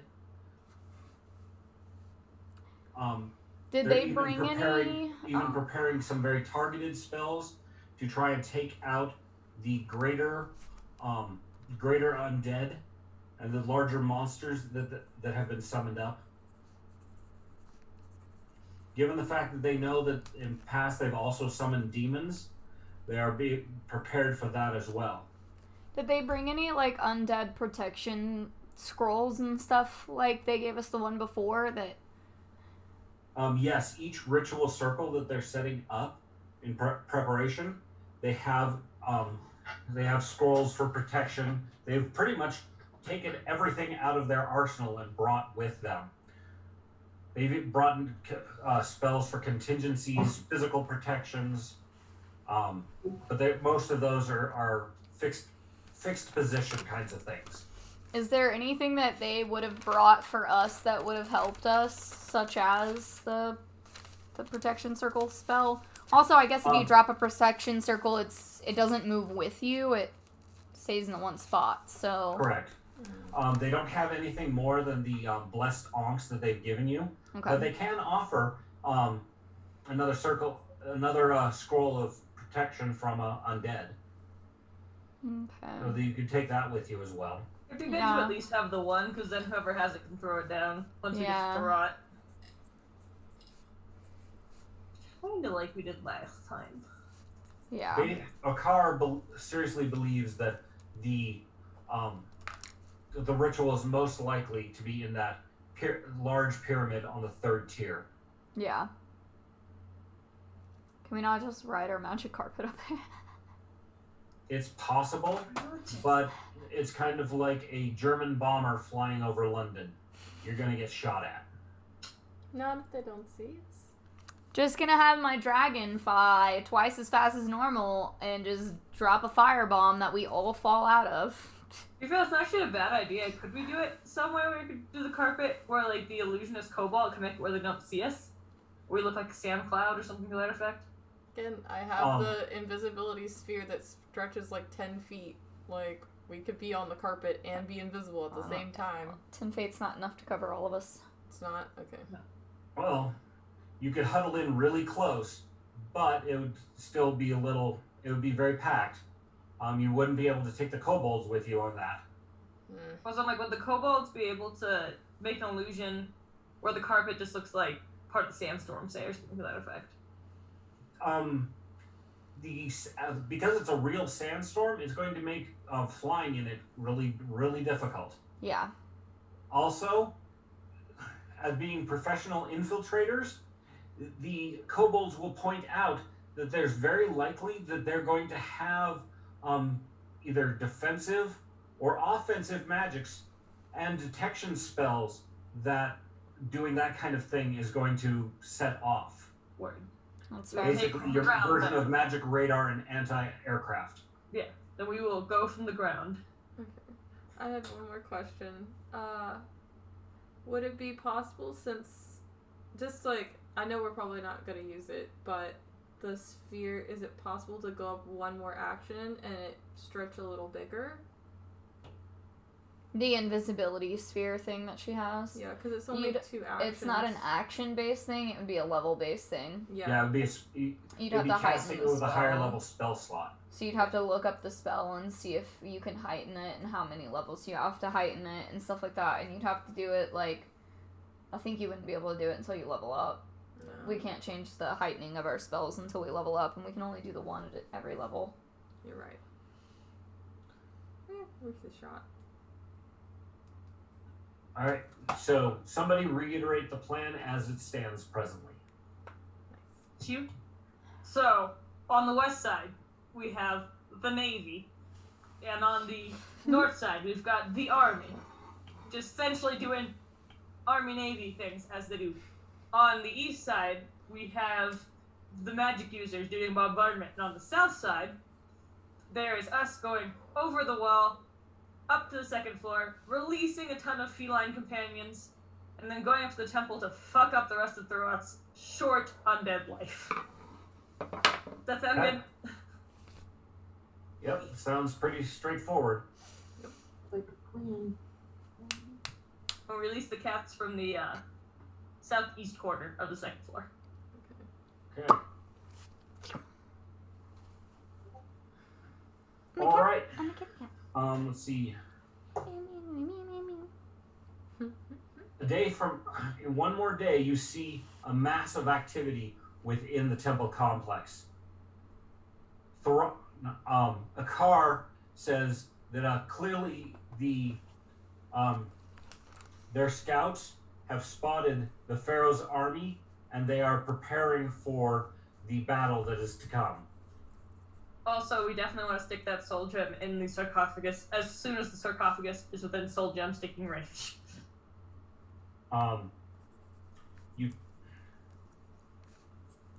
task Thwack with delivering the gem to the main army, Excellent. and he moving at his best stealth speed will go to deliver it.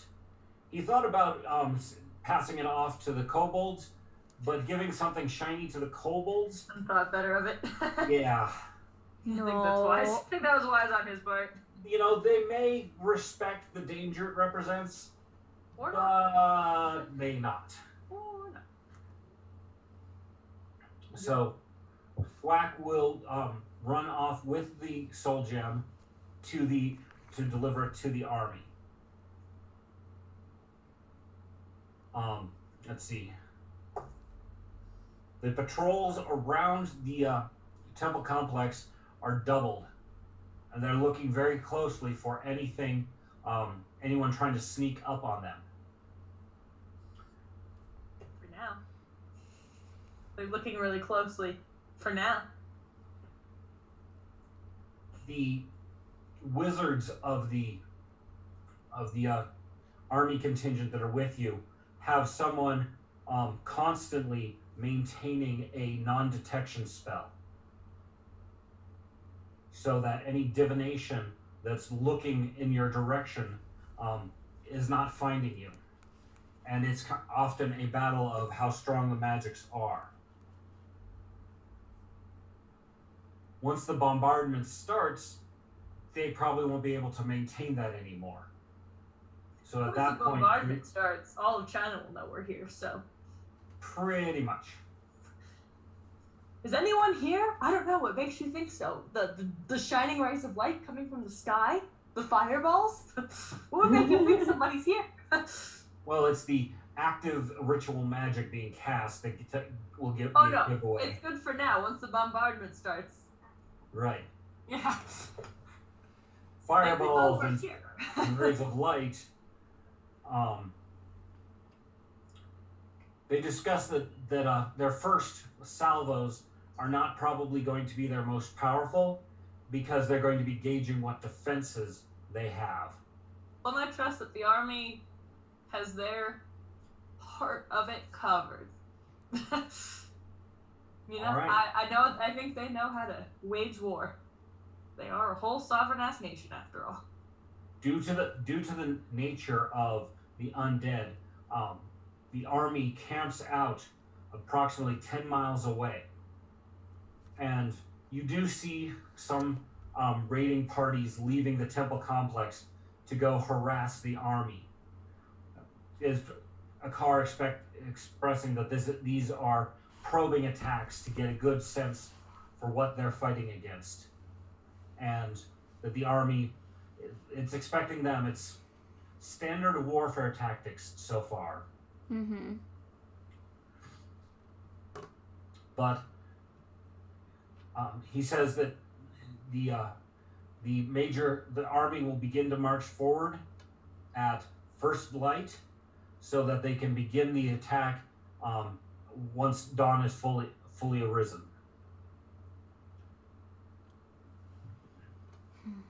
And they figure that you should probably give them an hour or so for the attack, for them to be lulled into the idea that nobody's coming from the south. Yeah, for sure. Right. Before we start up the sandstorm.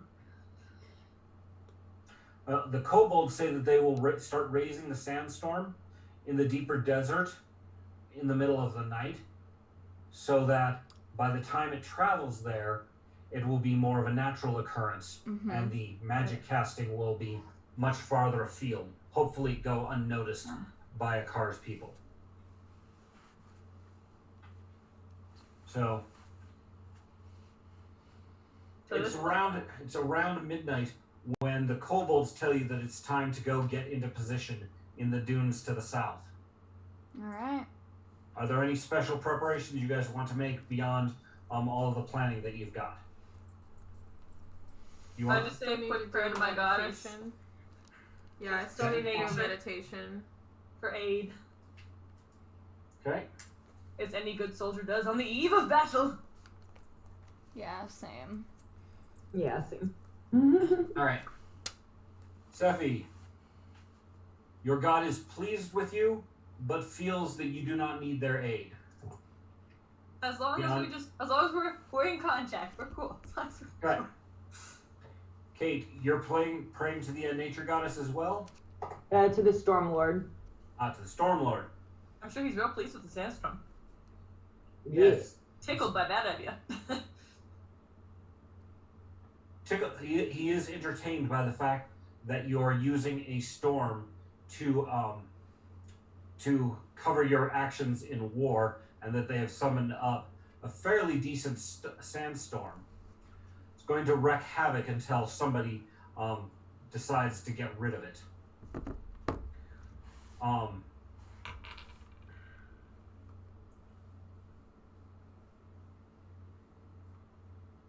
He, due to the rolls, he's pleased and gives you a +1 to a Constitution saving throw. Alright. All right, Tatiana, you're praying to the elemental mistress of fire. Yeah, and they're all about fire, purification, and radiance. One of their biggest thing is to purify tainted areas. Which is pretty big on what you're up to. Mm-hmm. Yeah, so hopefully they'll tag along and do some assist. Yeah, we're an assist. Hopefully. Your goddess gives you 1 extra 6th level spell slot, Nice. but it must be a fire spell. Okay. Not really too hard to work around. And Estrella. Alrighty. Guys, should I pray to the justice, like the sun gods, or the cat ones? Oh, hold on, she wanted to do a meditation with the pillow and shit. Yeah. So, Okay. oops, I grabbed the wrong sheet. Hold on, let me look that up real quick because I got it written down on my sheet. I just got to find the right one. Let's see, group So inventory. the goal is to seriously heighten the spell of cats Okay. that's in the idol that you got from Bast. Yes.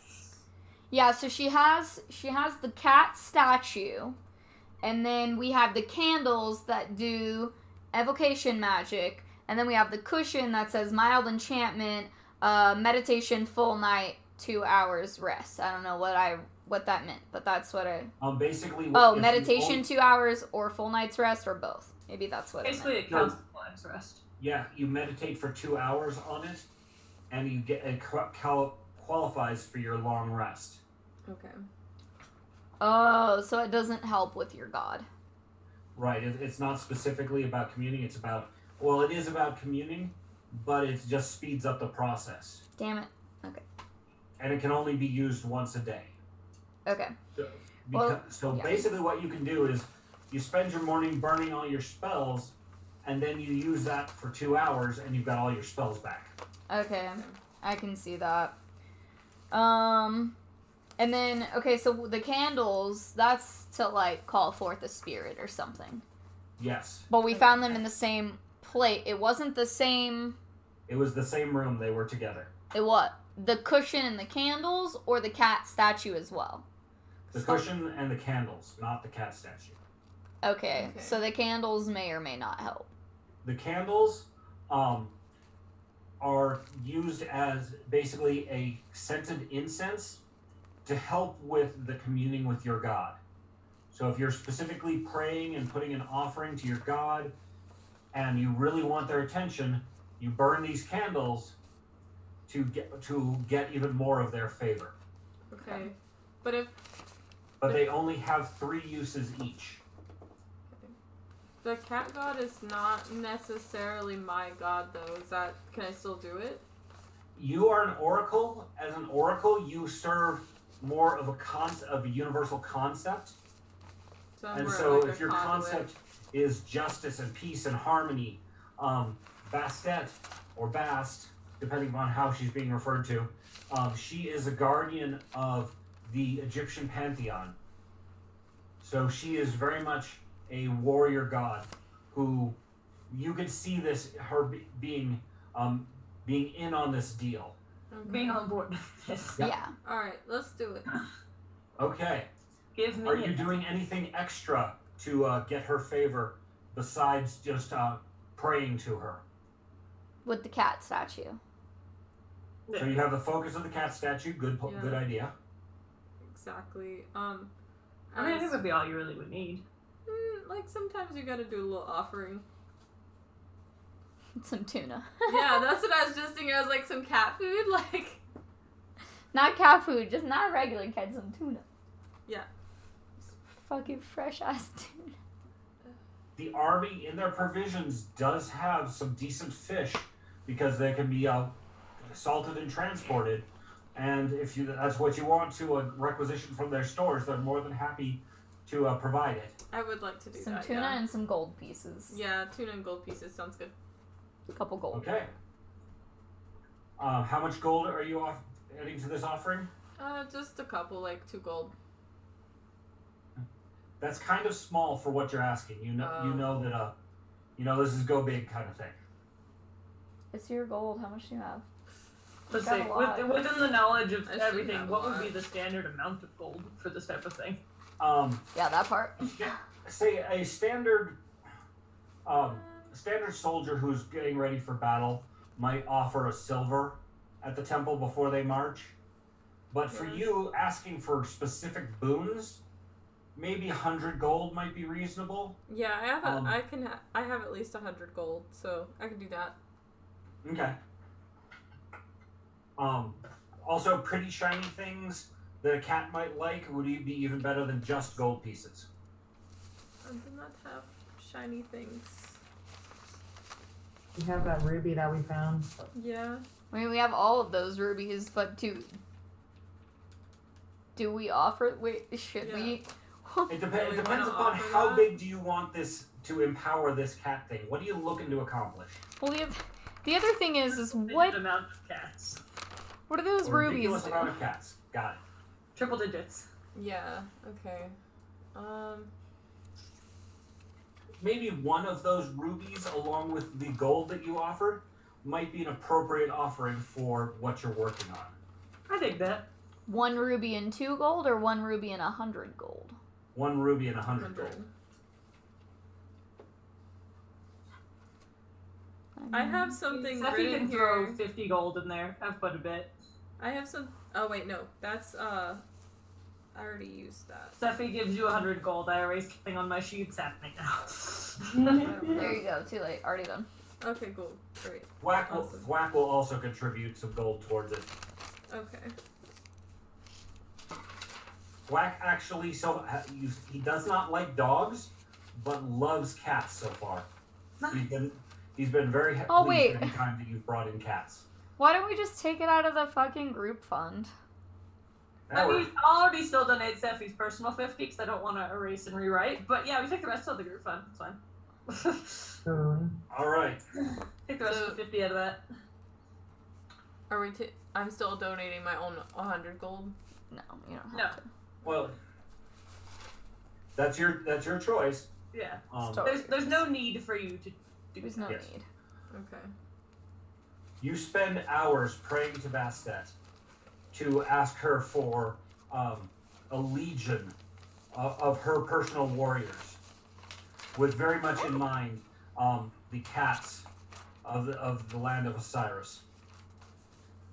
And at the end of the night of praying and meditating, the fish that you have offered up, along with the gold and the ruby, a celestial cat comes forth and picks up the offerings in a very cat-like way, holding it in its mouth, and reaches out and boops the cat statue that you've put out.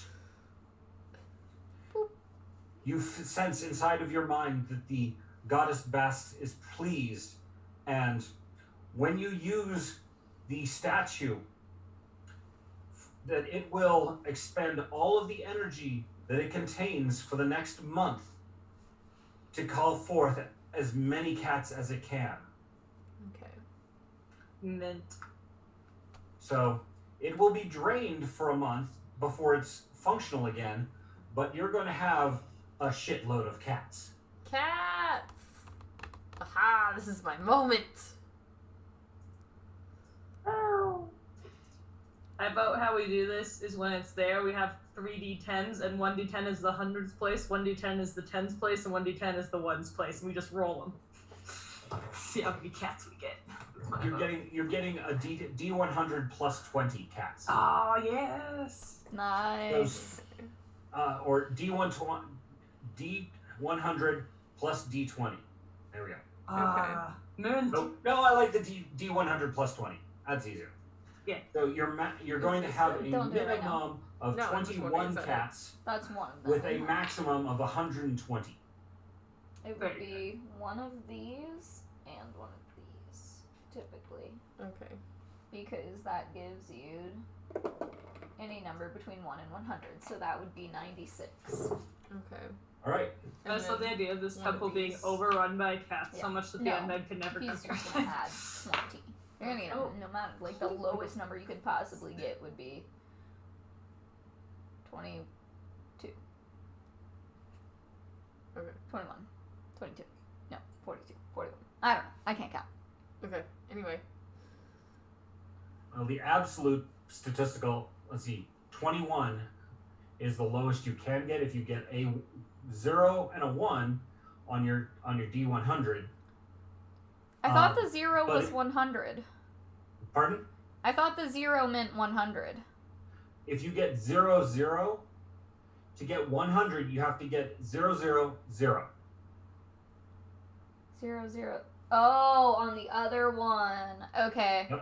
It's 2d10s, yeah. Gotcha. Okay, because if you get 2 zeros on this one and you get a 0 on this one, then That's 100 cats. that's 100. Okay. You get a double 0 and a And then 1. a 1. That's 1. That's 1 plus 20. So the lowest you can get is 21 cats. Yep.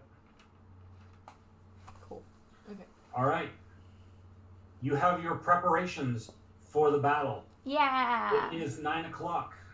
I was gonna say, I have two thoughts. One of which is we should do the battle all in one session, so call it here. The second one being we should totally dress up as warriors for our next session for the big battle. So like whatever your character would wear going to work within reason. Yeah, I'm like, I don't know if I can acquire all that armor. Yeah, well, like within my reason. character If you doesn't have a actually wear helmet and a armor. symbol, cool. So definitely do next week all in a costume. Not next week, because for those of you, whether you celebrate or you don't, next Monday just happens to be a special holiday for some people. Oh, And some of Monday us is will Valentine's be Day, that's celebrating. Oh, yeah. So, unfortunately, we will not be here next Monday, as most of us will be having Dates. adult Smoochie time. activity. Alright, so the Monday after costume session. The okay. 21st of February. All right. We'll all get dressed up in costume. Go to war! Oh, yeah? Yeah. Wait. Let's see. Let me try again. Oh yeah. No. Oh yeah. You are not a big titty anime girl, Patrick. You're I'm yeah, sorry. you're not. Sorry. When Molly and Brielle and I we went on the cruise, I spent a good amount of time trying to practice this, Mm-hmm. and We the tried. drunker I was, the better it worked. Oh, I'm sure that's the case. Speaking of cruises, I'm planning another one, which is why I will not be making it to the Denver Vampire Ball. Ah. Where are That's you fun. going this time? Same places. Okay. I'm still Much gonna. sunshine and much drinkage. Mhm. Many palm That's trees. what I call. That's what's good. That'd be great. Yes. Was good. Fabuloso. I'm still gonna try to make it. My partner is really like wanting to meet all of you. So Okay. Only gems. this would be fun. And But that's why we're talking about planning a different trip. Yeah. So we can all be there at Yeah. the same time, because I guarantee if you go for Denver Vampire Ball, you're probably not going to be going again anytime soon. Yeah. Yeah, There'll be so- this trip and that trip, and yeah, it would be nice if we can get all at a table again. Yeah, just all there at one time would be fantabulous. Yes. And I've Okay. also figured out how to have 2 different camera angles. So we would have one that would capture like part of the board in one half of the table, and another camera that captures part of the board in the other part of the table. So hopefully we can capture everybody. That'd be nice. Yeah. Yeah. I'm going to do my best. I know how to Yeah. do it. I just got to bring the equipment and Yeah. hope that we can set it up just right. I So have extra cameras and stuff here, so. Yay. yeah, we'll figure it out. Yeah, We'll try figure it find out. some It's going to be nice. great. So we definitely need to make plans for that at some point this year, most definitely. But Yeah.